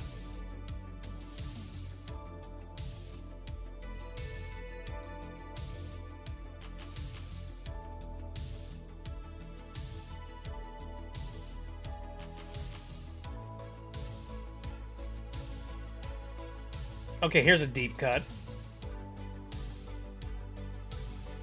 Most of you probably will not know the reference to this.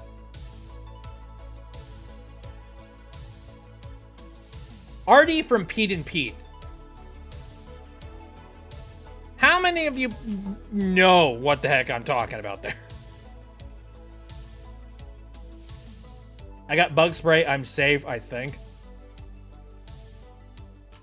I now have completed Twilight Princess. Mazel tov! Yay! I have thoughts. Oh. If I were in that situation, I would have to run as fast I can to get inside. Yeah. Yeah, I would be in a very similar position. Thought it was Waldo for a second. Yeah. It kind of looks like Waldo. No, Artie from Pete and Pete was Artie, the world's strongest man.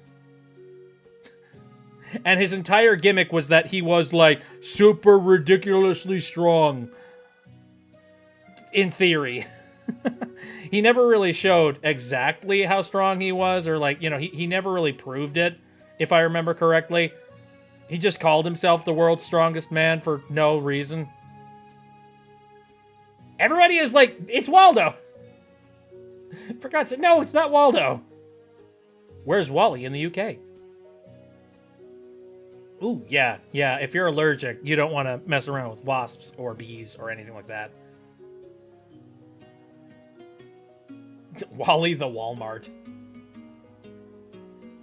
But anyway, Pete and Pete was a show that was on Nickelodeon for a brief period of time. What a weird reference. I mean, I appreciate it. I think it's funny that that is a reference that is on this website.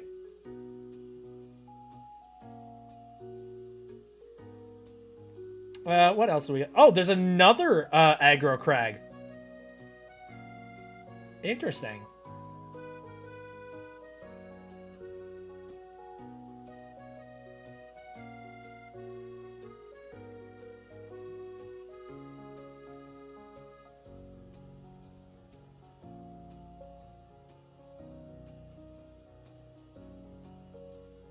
I found another thing, but they cropped this like an idiot. I'm not gonna mess with that.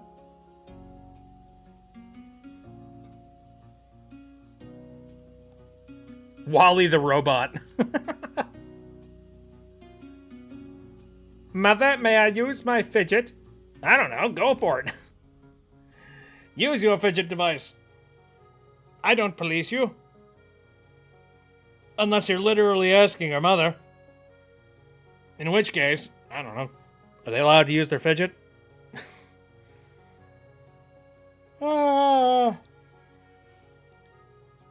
Stretch. Do you have a favorite boss from any video game? Oh, man. That's going to be hard to, That's going to be very hard to, nail down exactly. Because there's a lot of it. I mean, it depends on what you mean by favorite.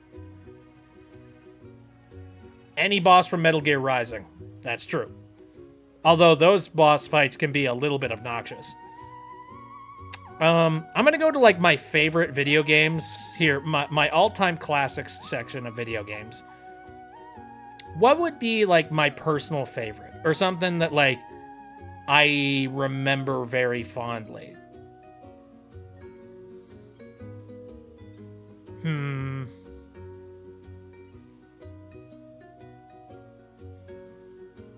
What's a boss fight that basically made me go, oh!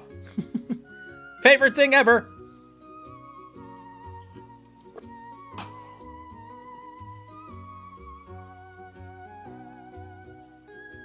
I don't know. Like, I have a really weird, like, issue when it comes to bosses, where I like bosses, but do I like them more than just the base game? Oftentimes, no. I don't usually like bosses, as, you know, more than the actual base game. Mostly because it's just... it's kind of just a wall of frustration in the middle of you attempting to try and play the video game that you're enjoying. So I don't know if I'm really keen on having a personal favorite boss, because I don't think I probably do, but I just don't remember what. I got a lot of fights from Undertale that I'm a big fan of.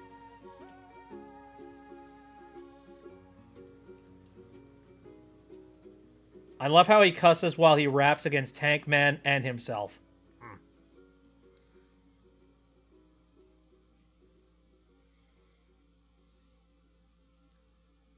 Ultra Kill bosses, Limbus Company boss fights because of the OSTs. Bosses for Sonic Frontiers are pretty great. If only it wasn't, soaked down with frickin' Denuvo. I will die on that hill!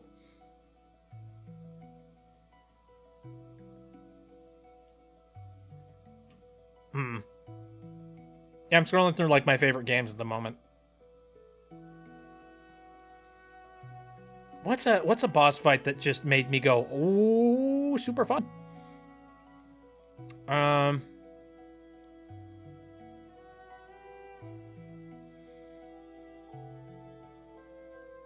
looking at the Binding of Isaac.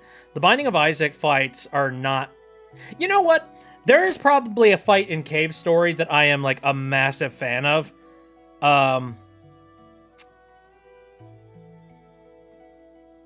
They're incredibly difficult, I will say. Let me look up boss fights in Cave Story, because Cave Story is one of my favorite games.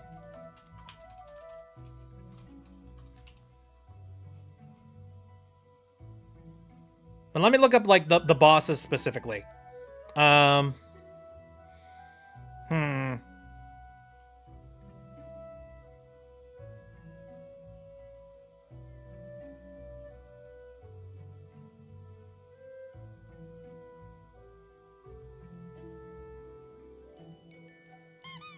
Thanks. I'm looking at bosses from not Undertale, freaking Cave Story. I don't know. I think Balos would probably be one of my personal favorite fights from Cave Story. Let me go look up Balos real quick. Have I played Weekend 1? No. No, I have not played that.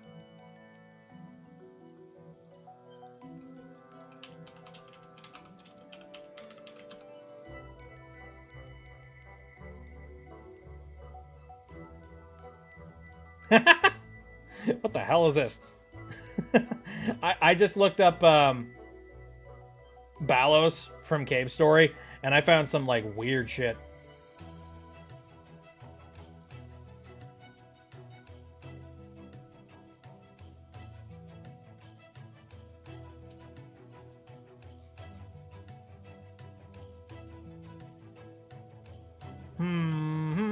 Let me see if I can find a good picture of him. You know what? This is a pretty good picture right here. It's monochrome, but it's good. Any Shadow of the Colossus boss fight. Ooh, yeah, that's pretty good. There we go. It's also very tiny. Here we go. This is Balos. And I think one of the reasons why this is one of my personal favorite bosses of all time is because a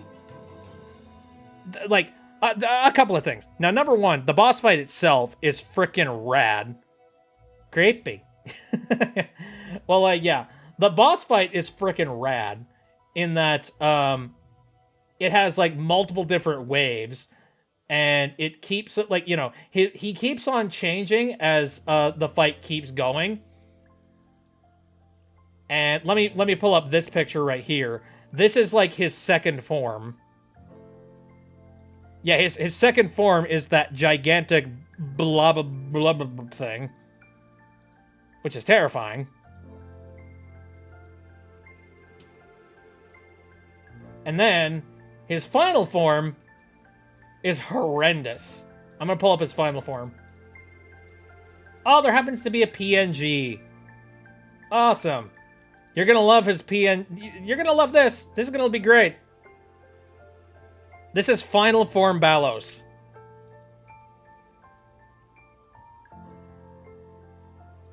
Yikes! That's terrifying right there. He has Skulls of the Damned just sitting in his eyeballs. Holy freaking crap.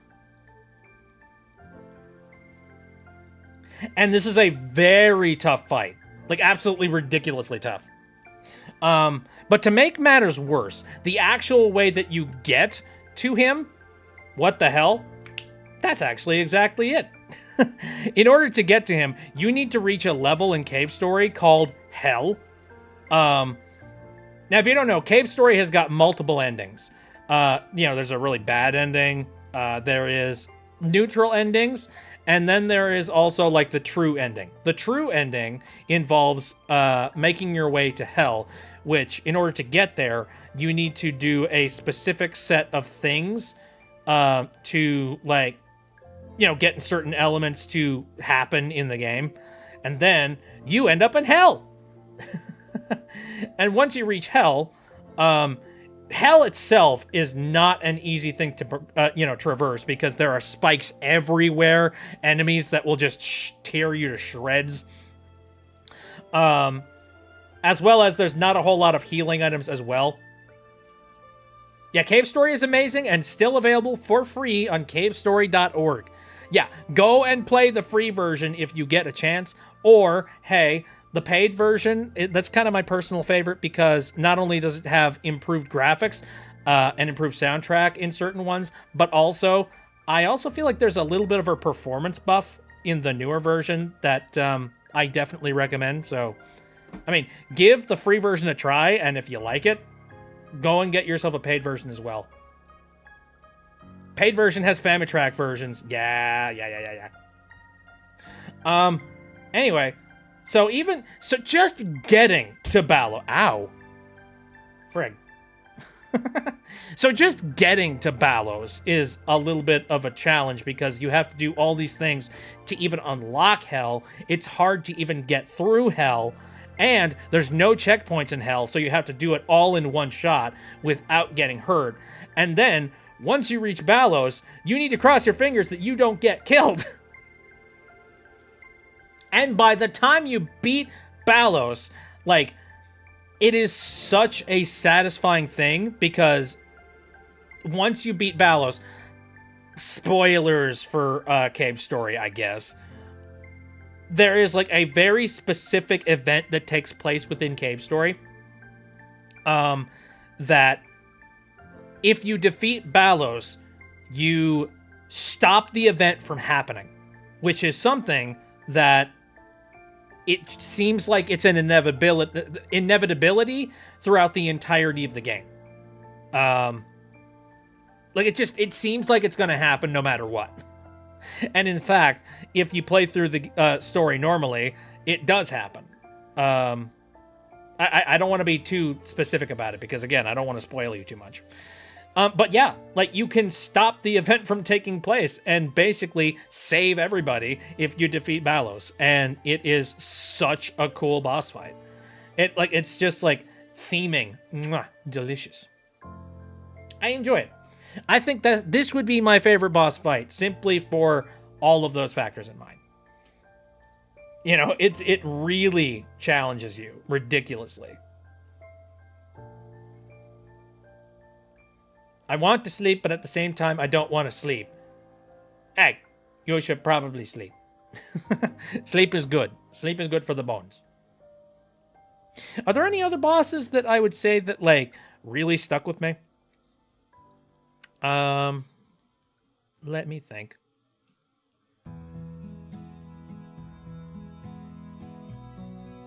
There were a couple of fights in Owlboy that I remember.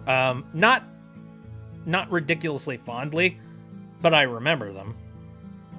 Oh, dude, there were so many really cool bosses in Shovel Knight. They were so fun. Let me think. What would be my favorite boss fights in Shovel Knight? Because, like, that was a good freaking game.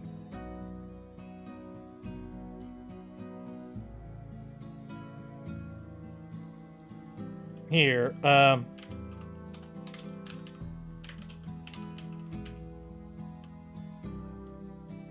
can I pick one of the bosses simply for character alone?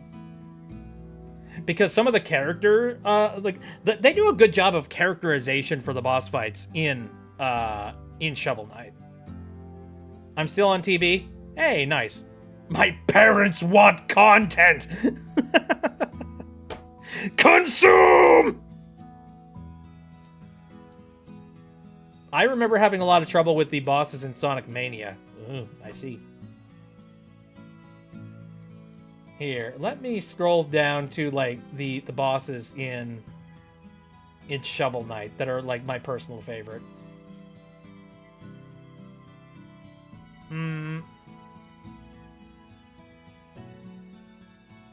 Stage bosses. Oh, man.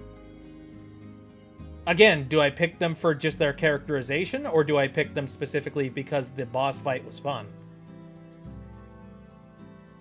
I'm not sure.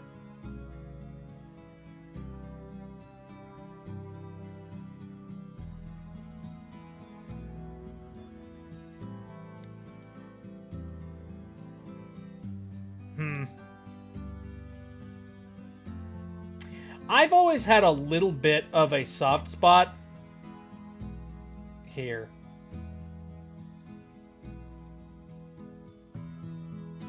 I've always had a little bit of a soft spot for this guy. Plague Knight. I love Plague Knight. One, his attack patterns are all kinds of freaking crazy, and his boss fight, like, actively changes the environment around you. Like, as the bombs come down, the floor also changes, so you need to, like, be cautious about, like, where you step. And on top of that, like, he just seems like a manic maniac, and it's amazing. And I love just how unhinged he is. This is a loaded gun. What? I like the characterization in bosses. Well, it helps that with Shovel Knight specifically, like, they do a very good job of... They've got DLC, and the DLC does a good job of giving, like, more context for all of the bosses. And for Plague Knight, one, I really love his story. His story is freaking great. But on top of that, his boss fight, the boss fight itself is freaking awesome. Like, it's a level of chaos that I enjoy. It's some of it is just, you know, me flailing on the controls, desperately trying to avoid it. And then there's also parts of it that, like, I'm genuinely, like, you know, dodging the bullets and all of those things. Gum go burr? Do you mean gun? You failed. Dum Dum. You give me Gum Gum. Goosebumps, the video game, is getting removed from Steam in August? What? Why? Way forward, why? What? License? Game mill? I mean, I'm not massively into Goosebumps, so, you know, it doesn't hurt me very much. But what? It said very positive. Man. I hate contracts. I hate bureaucratic bullcrap. Why? Why? Just keep it up on a store shelf. It's not hurting anybody. It's literally just a spot in a server somewhere that isn't getting anything. It's not burning any extra energy. It's just a storefront. It'd be like selling. I mean, there is no real life there is no real life, like, comparison, because there is no real life comparison. It's literally just like, it is an infinite storefront where you can have your items sitting up there. It will never expire unless, like, computer technology gets up to a certain point where, you know, you blow the old software out of the water. In which case, okay, maybe at that point you take it off the store, or maybe like find somebody to update the code for the times. I don't know.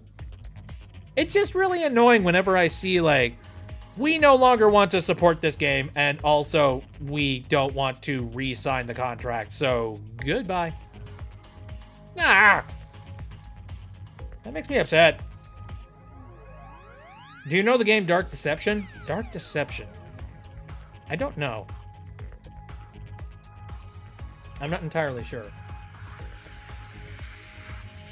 Don Quixote?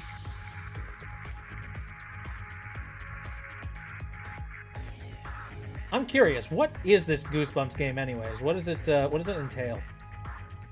Is it a point and click? It looks like a point and click. Developed by Way Forward. That's different.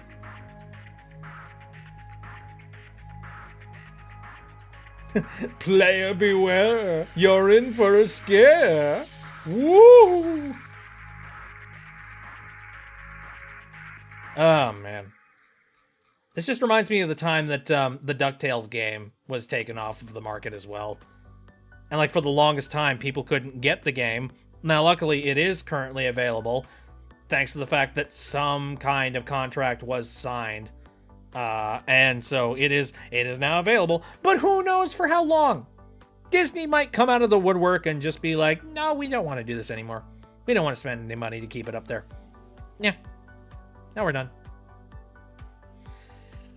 It's a point and click. Ooh. What's some other stuff like, you know what's funny? I actually have a whole bunch of gifted games, or like giftable games in my inventory that I still have not handed off to anybody. And what's funny about that is that Steam no longer allows you to stockpile games anymore. They don't allow you to do that anymore. Where do I go to see that, by the way? Let me see. My store. Where is it? Manage account. Oh, maybe, hold on a second. Here we go. Inventory, found it.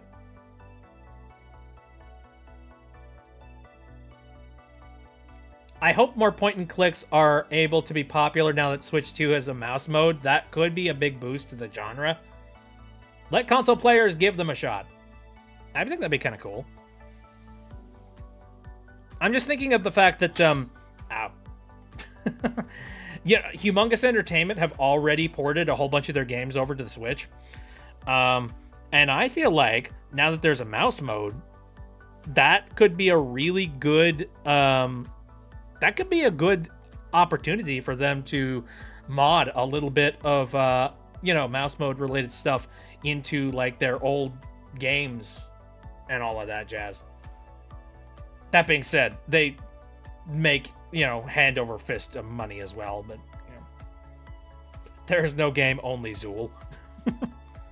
Anyway, let me scroll through here and see, like, what games I currently have in my inventory. I have some copies of Terraria. Oh, yeah. I think I bought a bunch of extra copies of stuff just because I wanted to make sure that I had some in case, like, somebody decided to, what was it? I think I bought these because I'm just like, well, what if I want to play multiplayer with somebody, but I don't have access to, they don't have access to the game? Then I could just gift them a copy of it. So, say I'm playing Terraria and somebody goes, oh, sorry, I don't have Terraria. And I could go, you have Terraria now, bitch. So I have a couple of copies of Terraria just in case. I have Counter-Strike Source. Oh, yeah, right. I have 3 copies of Counter-Strike Source and 3 copies of Garry's Mod. That is specifically so that you can play Garry's Mod with friends. And, Counter-Strike Source specifically because there's a lot of Garry's Mod maps that require the Counter-Strike items. So, yeah, there we go. I have 2 copies of Castle Crashers, actually. Funny that is, because Castle Crashers is about to have that one update come out not too long from now. You know the one? The one where you can, like, make your own custom character? That's kind of neat. I don't know. If I were more of a, you know, a streamer that had a bunch of people coming onto my stream and, like, you know, playing games with me, I think that would be pretty useful. A friend of mine has been begging me to play Terraria and Hollow Knight, but I don't own a PC or anything, and I can't buy Terraria on mobile. Oh, you. Well, I recommend both of those games, because they're good. I have another game, too, but for some... I don't know when the heck I got this as a gift, but I must have been given it for free. I'm not even going to say the name of the game, just because I'm just like... Where did you come from out of nowhere? Dora isn't blind. She's just a little bit dependent. I have a couple of copies of the Stanley Parable. Not like the deluxe edition, but just the Stanley Parable. I have... So here's what's funny. I have one Steam gift. It says unknown package on it, and I can send the gift. What's funny is that I know exactly what game this is. This is Planetary Annihilation. I remember buying Planetary Annihilation as an extra copy in the event that I wanted to play multiplayer with somebody else. Planetary Annihilation did not work out. It's like... Basically, like, you know, it ended up not being as popular as I wished it could have been. And on top of that, they did this really stupid thing where instead of releasing DLC for Planetary Annihilation, they decided... I think they did this because they were worried about the statistics of, like, the reviews on the Steam page.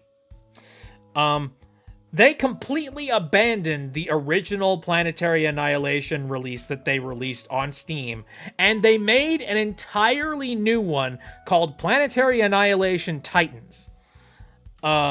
It's not even a different game. It is the same game. The only difference is that they added these robots called Titans. And their excuse was, the Titans make the game so much different, and we had to balance the game so much differently that we are counting this as an entirely different game. Nobody bought that. Or, you know, nobody buys the fact that it needed to be a different game. That being said, I went and I bought it anyways because I'm a sucker. And Planetary Annihilation's Titans didn't go anywhere, and unfortunately, like, it's not gonna go anywhere. I don't even know if they're still working on it to this day. Maybe they are, maybe they're not. It makes me sad, just because I really badly wanted to have a successor for Total Annihilation, which was one of my favorite freaking RTSs all the way back in, like, the early 2000s. Oh well. Let's see. I have a gift copy of DuckTales, which honestly, that was really valuable around the time that they delisted it. I could have been like, hey, does anybody want a copy of DuckTales? Send me like $90 on the, you know, send me $90 in PayPal and then become my friend on Steam. I'll send it to you. That could be done. And then I have 3 copies of Dust and Elysian Tale in here, because in the event I am ever in a conversation with somebody and they're just like, what's Dust and Elysian Tale? And I could be like, it's a really fun hack and slashy game, like 2D, you know, brawler type of game. Except you have a sword and you like slash a bunch of enemies and it's really, really fun. And they could be like, I'm not convinced. And I'd be like, here. There you go. Enjoy. It's yours. Do you like Metroidvanias? You should play Dust. Yes. Become Blender. Whoosh, whoosh, whoosh, whoosh, whoosh, whoosh, whoosh, whoosh. It's a fun game, man. I recommend it to people. And then I got a couple of other games in here as well, but, whatever. And again, what's funny is that you can't buy excess games in your Steam inventory anymore. That is a feature that they have, turned off. However, if you previously bought games through that, they can't just take away your ability to have those games in your inventory. They're like, no, you spent money on it, so I guess you get to keep it. So, yeah. The feature is still implemented in Steam, and if you have bought them before, you're good. They're grandfathered in. Yep, pretty much. So I'm just waiting for the opportunity when somebody finally goes like, man, it's been a very long time and I've really wanted to play this one game, but I've never gotten the opportunity. Here you go. Gift. I give to you. Oh yeah, there was a point in time where I kind of wanted to go and pick myself up a copy of Peak. Now I have been going into the streams of Synthetic Charm. You probably know him. I've been going into Synthetic Charm's channel quite a bit, and I've been hanging out during the Kingdom Hearts games. And as of recently, we were discussing whether or not we wanted to play Peak on stream, including me along with them. Oh, that game looks very intimidating and terrifying, though. Not super ridiculously, but enough that I'm like, I'm scared. I just stepped in something that felt like a Lego brick. Ouch. We don't own any Lego bricks at all. Owie. That sucks. It's funny you mentioned that. Earlier, I was looking up some stuff related to 3D printing, and I saw that there are 3D printable Lego compatible bricks.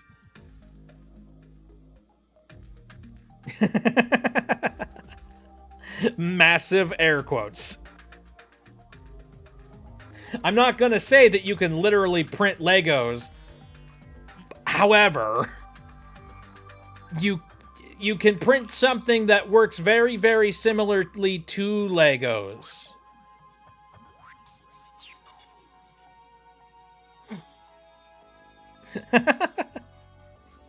No lawsuit.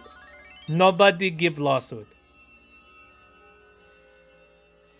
I mean, I'm sure that they're probably not as high quality as with Lego that they have the molds, the plastic molds, and I'm sure they're much higher quality than a 3D printed one. Okay. All right. However, I think it's just kind of cool that that's a thing that you can do. Hi, Diana. How's it going? I'm just chilling out and chatting with folks. Which is nice. It's been nice to just sort of unwind and chat with you guys. It's been cool. Hey. It's heart-to-heart sounds. Heart-to-heart music. Let's have ourselves a heart-to-heart, Lassie. Bum, bum, bum, bum, bum, bum, bum, bum. I certainly hope that you guys went and picked up your copies of Brutal Legend absolutely for free.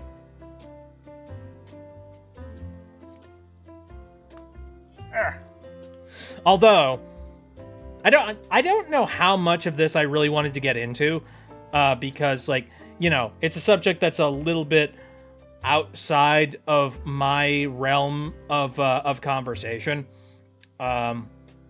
However, it is something that did crop up as things were happening, considering the fact that I was really pushing that people go to Itch.io and grab themselves a free copy of Brutal Legend. Yeah, why the heck not? So, there's been a thing going on as of recently. I watched playthroughs of Brutal Legend before it became known again after... again after, Ozzy, yeah. Rest in peace to the King of Darkness. He will live on in our hearts. as instead of those bats that he bit the heads off of. Anyway, so there's been a thing that's been going on as of recently, and I don't even know if I want to open up this can of worms, but apparently, all over the internet right now, payment processors are currently kind of strongholding, or I don't know. They're basically like shaking down a whole bunch of these providers of like games and movies and like images and all this jazz, and they're pretty much forcing them to take down anything that could potentially be like not safe for work, or something that's explicit in nature. And I've seen a heck of a lot of people on my timelines talking about this and how absolutely frustrated they are. And Itch.io is one of those places, apparently. Because, I champion them, massively. I basically was just like, dude, holy crap, they got a free game currently going on. This is awesome. Double Fine, Itch.io, go get it. And then, not even, the following day, literally the same exact day that I heard about that, that promotion happening, I found out that apparently they were basically taking any games off of their marketplace that had any kind of explicit material in it. I am not a massive fan of this. Now, I'm not somebody that peruses that kind of store shelf all that often. It's not really my thing. Not my bag. However, I'm also not a fan of censorship. I am not one that wants to see people's free will and their market be basically dismantled simply because there was somebody in a somebody in a stuffed suit somewhere in a chair up high that basically said, "Ew, this is immoral, this is terrible, this must be taken out immediately." It's not really their decision. You know what I mean? It's kind of like, I have particular things that I'm not personally a fan of, but do I have the ability to step on somebody else's good time or somebody else's interests simply because I'm not a fan of it or I'm not interested in it? No, that's terrible. It's not my freaking business. It's somebody else should be able to do whatever they want as long as it's with consenting people that are completely comfortable with being able to make consenting decisions. That's not my prerogative. I should not have any kind of influence on that whatsoever. That's some actual BS. Yeah, it is. And it's happening on multiple different platforms. Itch.io is one of them. Steam is another one. That's a huge one. Apparently anything, any not safe for work element or anything like that on Steam is pretty much being removed.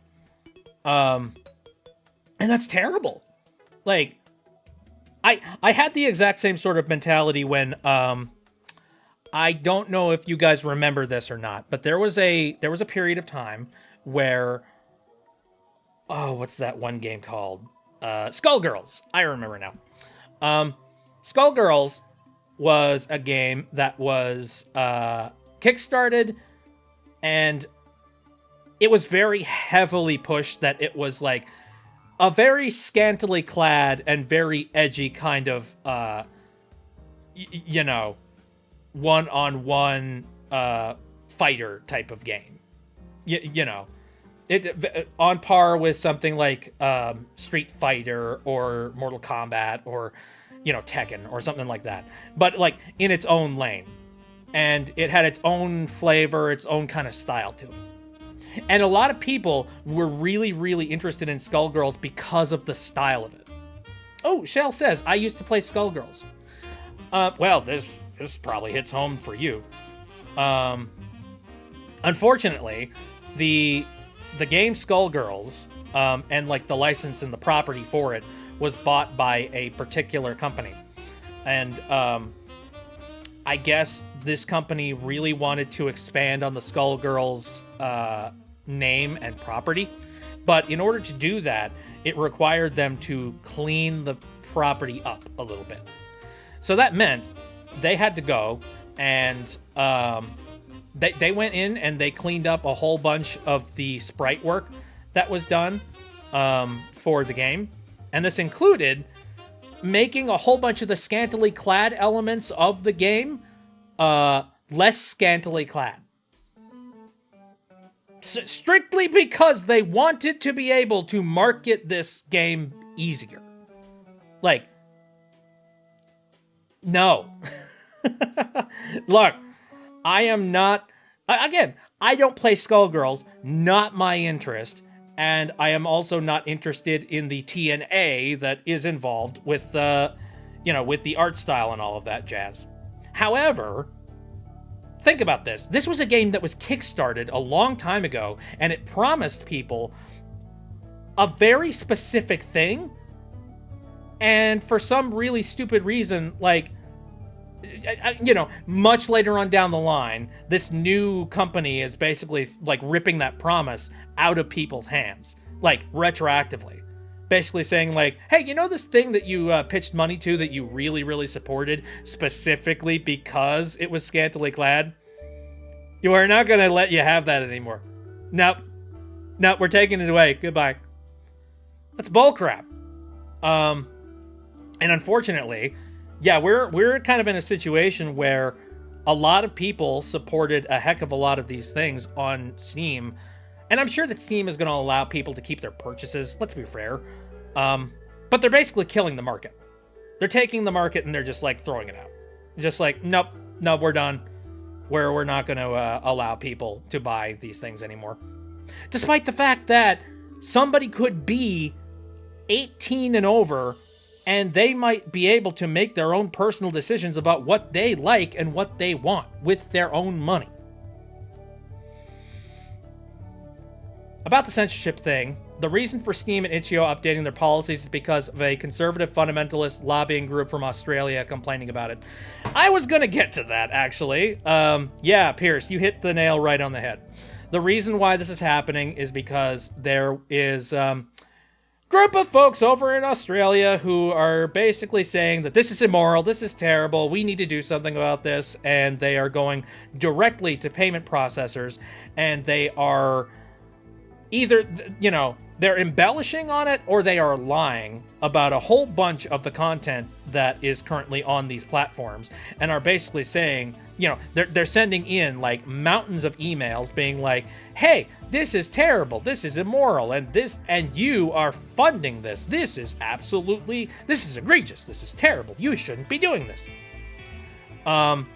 Which is forcing them to, forcing the payment processors to basically look at it and go like, oh, that is awful, oh my god, oh, this is horrible, we need to pull these guys' funds, like, we need to force them to promise not to sell these horrible, deplorable things to people. Ew, we're not going to be a part of this debauchery. It's not their decision. That's not their, did it be like if somebody had a lump of, bartering back in the day, if somebody had like a lump of gold and was just like, hello, I would like to have your services, please. And then somebody got in the way and was just like, no, that's immoral. You can't give your gold over. I forbid you to do so. What the fuck? We're all like living, breathing adult people that can make our own decisions. Thank you very much. What right do you have to do that? Fuck off. That's kind of my thoughts on that one, man. A bill that was passed in 2018 that these groups lobbied for called FOSTA SESTA. And I'm assuming that's probably something in Australia. And unfortunately, there are probably... One interesting thing about law is that, unfortunately, when law becomes law in one place, it tends to trickle over to other places as well, simply because there are a lot of places that don't want to be bothered to change their... change their policies for every single corner of the world. So, yeah. And that's why I'm a little bit worried about there are some particular laws that are currently going on in Britain at the moment, and it involves, like, if there are any websites that have any particular... Oh, Nova's heading off to bed. Okay, thanks for coming in. I really hope your family was okay with this subject. By the way. By the way, Nova's family, I hope you have a very nice night as well. Anyway, right.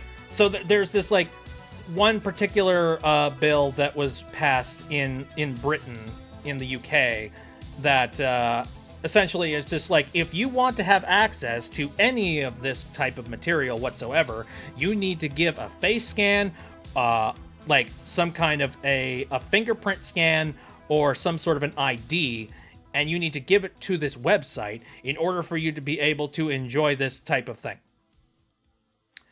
The main problem with this is that for a lot of websites, they don't want to be collecting this type of material. Oh, they're still going to watch. Okay! Well, the pressure's on. Anyway, ow. Thank you for throwing things at me. Anyway, no, there's a lot of websites that, like, I mean, alright, so there's a particular hub out there, you probably know what I'm talking about, that has material that is inappropriate for younger audiences. And there is a specific state, Texas, that passed this particular law that made it so that you need to give your ID in order for you to be able to peruse that kind of material. Well, because of this, rather than implementing that system into into the hub, so to speak, the hub made the decision, you know what? We're just not going to operate in this state anymore. Goodbye. And that's what they did. They were just like, and the reason why they did that is a perfectly valid one, and that is they feel that they should not have to keep people's, like, you know, people's ID or their face scan or anything, like, identifiable about them for extendedly long periods of time. Because keep in mind, data breaches are happening all over the place. We just recently had one not too long ago. There was this one application, and it was called T, or I think it was called The T. Have anybody heard about this? I heard about it through the grapevine on TikTok.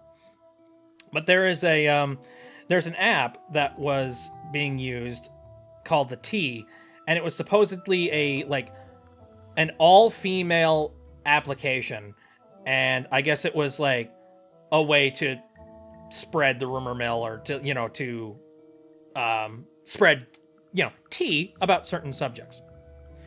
And that app ended up being hacked, and the problem is that app was keeping information about their customers, like a significant amount of information about their customers, including like where they lived, their GPS locations, and a ton of other things. A ton of that information is now out there and leaked to the public. And this is exactly why a lot of websites don't want to be keeping a bunch of information about their customers. Because if it's not necessary, then stuff like this can happen. And I totally understand that. Like, I feel that in this day and age, unless you absolutely have to be handing over that kind of information to people, you really shouldn't. Servers are just way too wide open, way too easy to hack, and it's a bad thing. So I don't think laws like this should be a thing. I think that they need to, like, tear that shit down. This reminds me of the Ashley Madison incident. I mean, I hate to say they had it coming, but in fact, I'm not going to, because, like, I don't know. I feel like that probably shouldn't have been hacked either. It's tough. I don't want to be one of those, like, haha, you had it coming, told you so, waka waka, cheating scum. Because at the same time, I'm sitting here thinking, But what if that kind of thing happened to me? Not on a website that involved anybody cheating, but what if that happened to me? Sympathy. Okay, so Pierce posted some posts a little while ago, but I was in the middle of ranting, so I'm gonna say these things. The bill cripples Section 230 when it comes to cases involving a certain immoral act, and I won't mention that here. What that means is that if a conservative group can make a case to payment processors that any website potentially could enable that horrible thing, payment processors can be held legally viable. The bill was passed in the US. Section 230 is a part of the Communications Act of 1996 that largely created the modern internet as we know it. No provider or user of an interactive computer service shall be treated as the publisher or speaker of any information provided by another information content provider. In layman's terms, websites can't be held liable for what users post on it. Yeah. In theory, this is a no-brainer on a lot of different ways. Man. There's just a heck of a lot of bullcrap going on at the moment. A lot of censorship, and I feel that the censorship is not happening for any specifically good reason. I think it is all exclusively just an attempt to try and put a chokehold down on people that other people see as immoral. I don't think that's okay. Like, again, I've never perused in this particular genre. However, I will say, I have like talked and interacted with people that are within those particular, that particular type of, how do I put this? That occupation, I'll say. I have talked with people that are within that particular occupation. And I have been friends with people that have actively been in that occupation or have had interests within that field. And I can tell you this, the older I get, the more I learn what you like and what you are interested in and what you surround yourself with does not make you who you are, or it doesn't change a person or make a person less of a responsible individual. You know, what you like should not be the be-all end-all of who you are and what you do. Now, obviously, that's with massive asterisks, because that really depends on the subject and what exactly it is that you like or what you do. In certain cases, I look at you and go, obviously. You could probably think of a couple of scenarios in your own heads about that. However, I think in situations where, like I said, if you are a consenting adult and you are with somebody who is also a consenting adult, if nobody is being hurt, and if you can keep it private, and if you can keep yourself, if you can, practice discretion and things like that, so that you're not foisting that kind of thing into the eyes of people that don't want it or don't deserve it, you're fine. Do your thing. Is perfectly fine for you to do whatever it is that you're doing. And anybody who decides to step on you just for the act of doing that, they're wrong. Absolutely and completely wrong. And I will not stand for that personally. You can bet that I am definitely I'm one of those people that is definitely folding my arms, being like, nope. My trackers don't like it when I fold my arms. Yeah, no. Balatro is on mobile? I can believe it. That game is super freaking addicting. I didn't know Mortal Kombat was on mobile. I'm looking at the App Store right now, and I had just seen it. I can't imagine that it would play very well. Maybe that's just me. Anyway, that's my side rant when it comes to that kind of thing. what I hope is that the protests that are currently going on continue to keep striking. I hope that I know that there are plenty of places out there that have been sharing little bits and pieces of information related to, like, they've been sharing like phone numbers that you can call in the event that you wanted to say something to a representative of MasterCard or Visa. And I know that so I'm on Blue Sky, context. And one of the things that people on Blue Sky have been saying is that it's really important that you keep calling people instead of sending them emails. They're going to tell you to send them an email instead of calling them.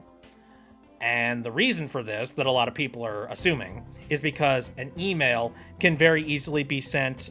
You can make filters for your email to clear out certain key terms, and you could very easily make a lot of your problems just disappear and go away simply by making an email filter, and basically you no longer have any of you can basically ignore a problem pretty significantly if you put like email filter in.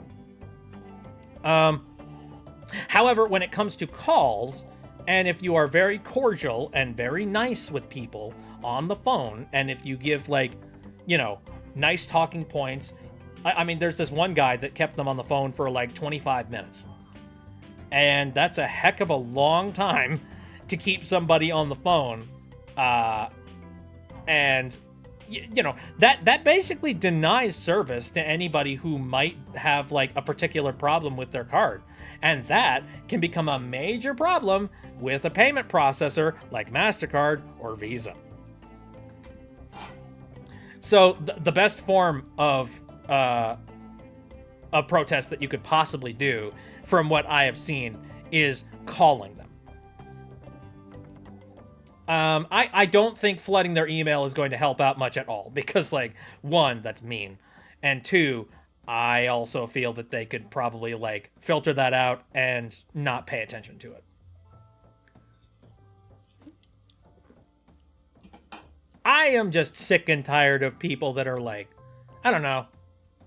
I'm tired of a lot of things right now. A crap load. I want people to, like, play nice and be nice to each other. And that just doesn't seem to be happening nowadays. Like, without going into too much detail, it just seems like there's a heck of a lot of people that are, like, being rude to other people simply because they don't like them. What the heck, man? Again, what happened to minding your own business and just go, turning the other cheek and going the other way? I know I was raised in a particularly, not ridiculously religious household, but it was a religious enough household where, like, that I was taught to turn the other cheek. Like, mind your own damn business.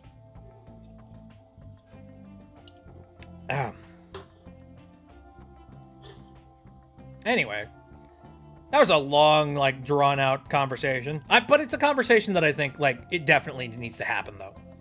I hope that you guys aren't, like, too alienated about it. And I certainly hope that I said things that resonate well with you. Like, I hope that what I'm saying is not, like, I hope you don't hear that, and the second you hear it, you're just like, oh no, oh gosh, pearl clutch. I hope not.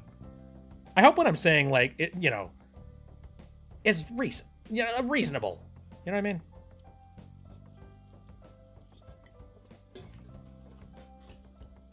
With that, I'm gonna play this one. I'm gonna play this one sound effect because it makes me smile.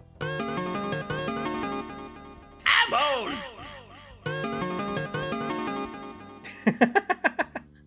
I'm old. Yeah. Ugly conversations. It happens, unfortunately. What other things have been going on as of recently? Let me see. Ow! Why? Frickin' cans!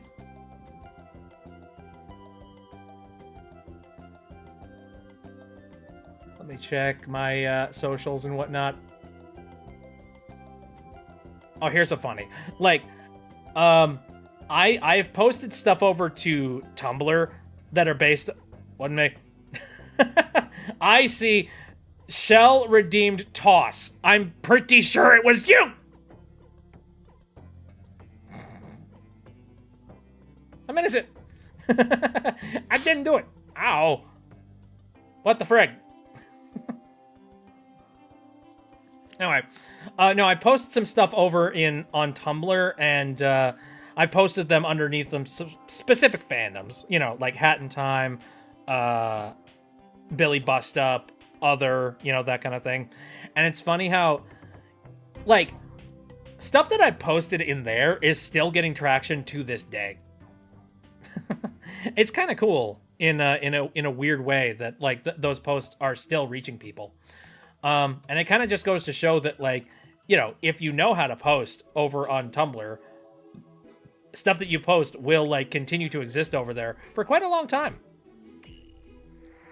The only issue is that, like, Tumblr is not a fan of when you know, make blatant advertisements for yourself. Like, the people are pretty, their filters are up pretty strong when it comes to Tumblr. Like, they know the BS, and they can filter it out pretty well.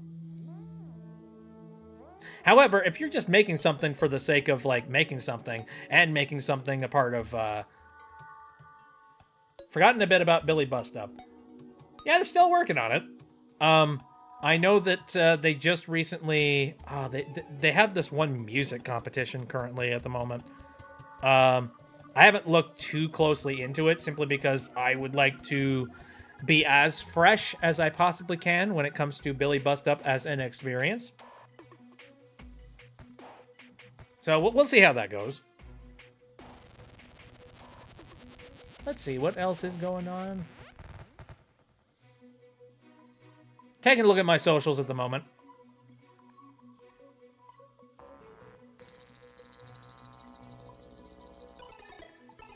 Some annoying things, some fun things.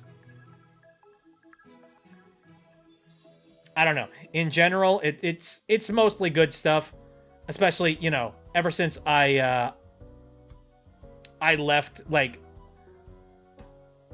here. I ended up leaving Twitter a really long time ago. And on the one hand, I'm kind of sad that I can't follow along with a bunch of people that have still not left the platform.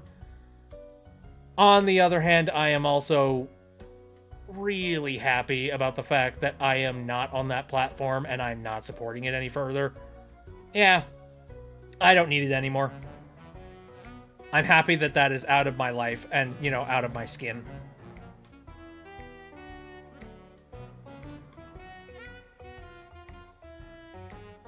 Yeah, there we go. No, a ton of the VTubing sphere is still over on Twitter. People gotta leave, man. People gotta get a move on. Like, we can rebuild. We have the technology. Like, Blue Sky is a thing. We can build the VTuber renaissance over on Blue Sky and create ourselves a new world. But unfortunately, there's not a lot of people that want to, like, actively pick up and leave at the moment because a bunch of the fan bases involved with VTubing are over on X, and that's concerning, I will say. My personal belief is that, you know, there is no one worth their weight in salt over on Twitter. And we should probably just get the heck out.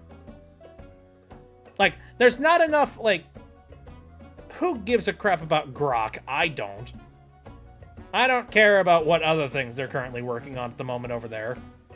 I'm fine with just living my life over on a social media platform that doesn't make me terrified every 5 minutes. Or, like, you know, that doesn't have somebody attacking me in my comments every 5 minutes. That's another thing, too. I remember there was one time I leaned into a little bit of, like, this one particular thing that was happening with a VTuber that really kind of pissed me off. And I remember I got a little bit of blowback for that. and there were a couple of people that were in my not in my DMs, but in my my replies, and there were people that were pointing at me and just being like, "Look at this scumbag! Look at this asshole!" And clearly these were people that were like, you know, in middle school, and people that didn't have their own like their own brainstem yet, and they were like parroting and like, you know, acting like rage mongers essentially. Like they were kind of everybody's got that edgy phase, you know what I mean? And luckily I went through my edgy phase before the age of the internet, where everybody needed to speak their opinions all the frickin' time. Unfortunately, basically followers somewhat, it was like the followers of like this one person who they were being an asshole, and then therefore everybody else who was a follower of them also decided to be an asshole to this person. I'm trying to be vague on purpose, obviously, because I don't want to reopen this kettle of, you know, I don't want to reopen this barrel of fish, you know. But anyway, I kind of jumped into the discourse a little bit and like threw a middle finger up in a couple of different ways, and I probably shouldn't have. Honestly, that was my bad. Like I kind of learned from that situation that it doesn't really matter what you say in a situation like that. They're looking for a reaction. And if you give them a reaction, they won. And thank you, hand. All right. But anyway, I ended up getting not attacked per se. I definitely got like a lot less than the person that was like at the receiving end of a lot of this shit. But I did get a little bit of blowback from some people that saw me and like were really annoyed at my existence. That's essentially what I would describe it as, is that like they saw me and they were really annoyed at my existence, being like, ew, this guy having an opinion that isn't mine. Ugh, yuck. And so like, you know, they were going into some of my other posts that I made, and they were leaving like really disgusting replies. And like these were disgusting replies that were simply only there for the sake of like hurting me. Oh, yeah. Like I remember there was one post that I had it pinned to my profile. I'm not going to say what the post was, but like it was one of my main pinned posts. And somebody underneath that post, they didn't even comment about like what the post was about. Instead, they went straight to my bio, because that was literally all they knew about me, was just my bio. They don't know me any other way. They went to my bio and they saw that I had he, him pronouns in my bio. And they decided to say, and I quote, "Anyone that needs to write he, him in their bio isn't a real man." That kind of shit. I was getting that kind of comment. Which, by the way, that's like... that's such a scathing thing to say. I mean, on top of that, like... I've had a lot of time to really think about that. And here's the thing. Like, I could get mad at something like that, but... One, they're just going to, like...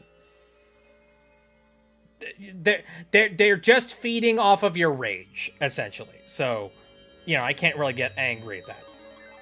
But on top of that, there's no winning with somebody like this, because here's a hypothetical for you. Let's say that they did say that, you know, they left that reply in my comments, and it was just like, anyone that has to remind people that they are a he, him is not a real man. What if I, like, responded by being like, hey, you know what? You're right. Maybe I'm not much of a man. Maybe I'm a woman. Maybe I'm trans. Dude, you know how much backlash I would get from that exact same person? Think about it for a second. Like, it doesn't matter if I'm a man if I'm a woman, if I'm trans, it doesn't really matter what I say. They're gonna be pissed at me whatever I do. So, like, yeah, there's no point in fighting with somebody like that. It's just like, Dad, fuck it. Who cares? Now, that being said, it's definitely still something that I'm not a really big fan of, having to deal with. And on top of that, Twitter has made the decision to make all of the terrible decisions, like, when it comes to moderation. Like, you can't really block people like that, or at least you can't block them as effectively, because Twitter has got, like, what is it? Like, they basically made it so that blocking people doesn't make it so that they can't see your profile. They can still see your profile. They just can't, like, comment on anything that you're making.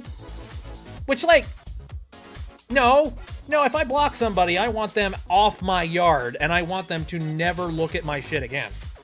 Like, I think the term you were looking for is mute. That is muting. Making it so that they can still see my profile, but they can't reach me. That's what muting is for. Like, and that feature was already on Twitter at the time. But they basically made the block function completely useless. And on top of that, there are so few extra things that you can do to defend yourself. Like, for example, one really cool function of Blue Sky that I really love is that in the event somebody... No way. One thing that I really like on Blue Sky is that in the event somebody decides to, like, quote tweet you, and if it's somebody that you really don't like, or, like, they do something, I don't know. Basically, if they're quote tweeting you for the sake of harassing you, essentially, which unfortunately that's something that was, like, very rampant over on Twitter. If you don't like that, you can just disconnect your post from their tweet. Which, by the way, it's not called tweets over on Blue Sky, but I'm using similar terminology. But yeah, you can disconnect your tweet from their tweet, and, like, it disappears entirely from their message. So people can no longer find you that way.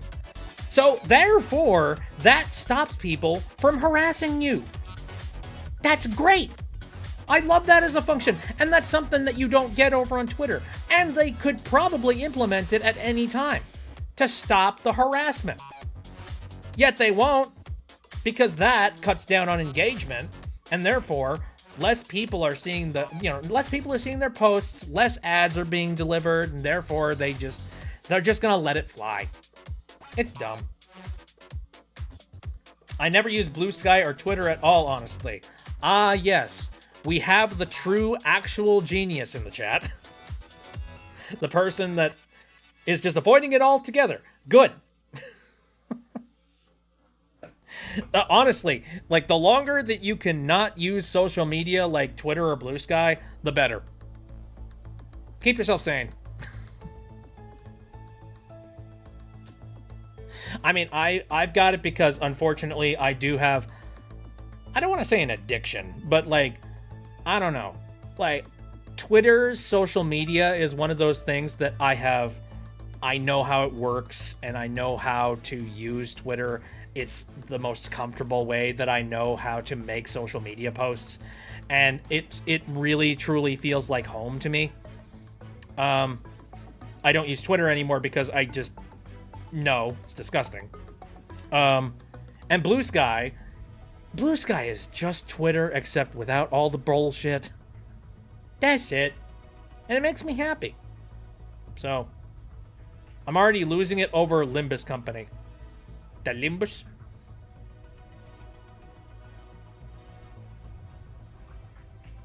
Anyway. I don't know what else I could possibly say, like, at this moment. It's been a long stream, and I think we got a lot of stuff done. We did a heck of a lot of talking, and I enjoyed it. It was chill. I only just realized I'd never gotten the call. Oops. Oh. My bad. I was really interested in the conversation we were having, and I didn't think about getting in the call. Whoopsies. Alright, well, I guess I will remember that for the next time that we do a stream. Oh! Uh-ohs! Alright, well, too late. Maybe that's why Pierce was sending me all of this information via the text logs. You know, instead of just jumping in here and being like, so hey, here's some information about law. Enjoy. Anyway, that will do it for the stream today. Some plans that I've got for the next couple of weeks here. So, Wednesday, I am currently playing through the Messenger, and we are about to dive into like some kind of a hell level, and I'm looking forward to that. That's going to be on Wednesday, like I said. And then Saturday, I've been playing through Paper Mario Thousand Year Door. Give me a second, I'm unplugging my tracker. It is warm as heck. Anyway, we're playing through the Thousand Year Door, and it appears that we're getting very close to finishing up the Thousand Year Door. Like, we have made it up to the mountaintops, and we are going to get into a cannon and fire ourselves to the moon, and I'm looking forward to that. Because that sounds freaking awesome. So that's what's going to be happening on Saturday. And then I guess Sunday we're going to be doing a little bit more casual streaming. I had the Epic Game Store up and running so that, like, in the event I wanted to play PC Building Simulator, I could. And no, I just kind of liked having the conversations that we had today, so that will do it for that'll do for that. I'm still like, I'm really disgusted by the fact I have Epic Game Store on my system. Trust me, if oh, Demon Fox is here. Hello. Dang, I just got here. Well, hello. Okay. We had a whole lot of like random talks and conversations about stuff. I don't know. I think it was pretty I think it was pretty productive. I don't know if I did too much ranting or whatnot, but I guess we'll see. Take care, and I hope your ankle feels better. I'm going to do everything I can to try and get this ankle back up and running properly. I'm going to give it plenty of ice and plenty of, relaxation. Also, fidget toy.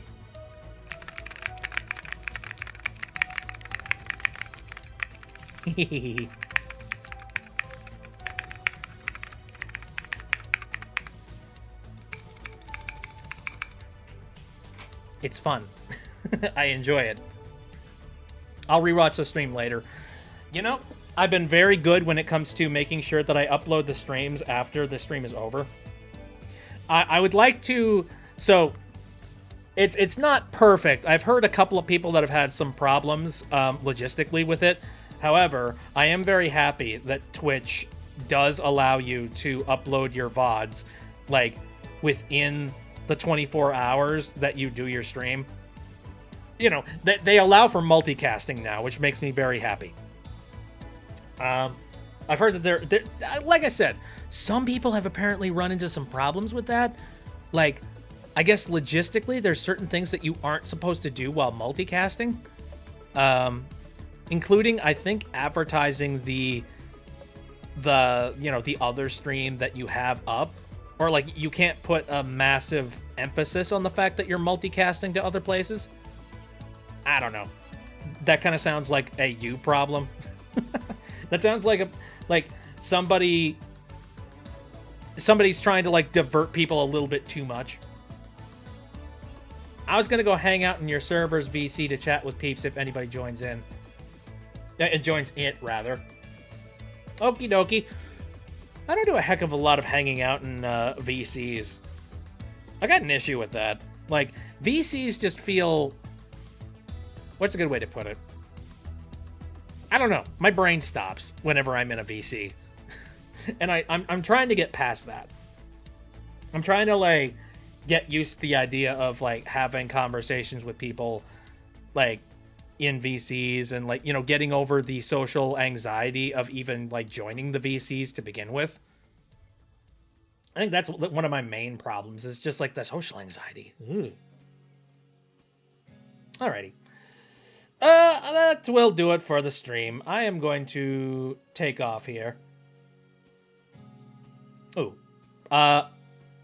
Stay mute because it's night for me and I don't want to wake up my folks. Oh, that's perfectly valid, yeah. Probably stream Limbus. Ooh, neat. Alrighty then, I'm gonna take off here. Again, thanks for coming out. I'm off. Catch you later. Woo!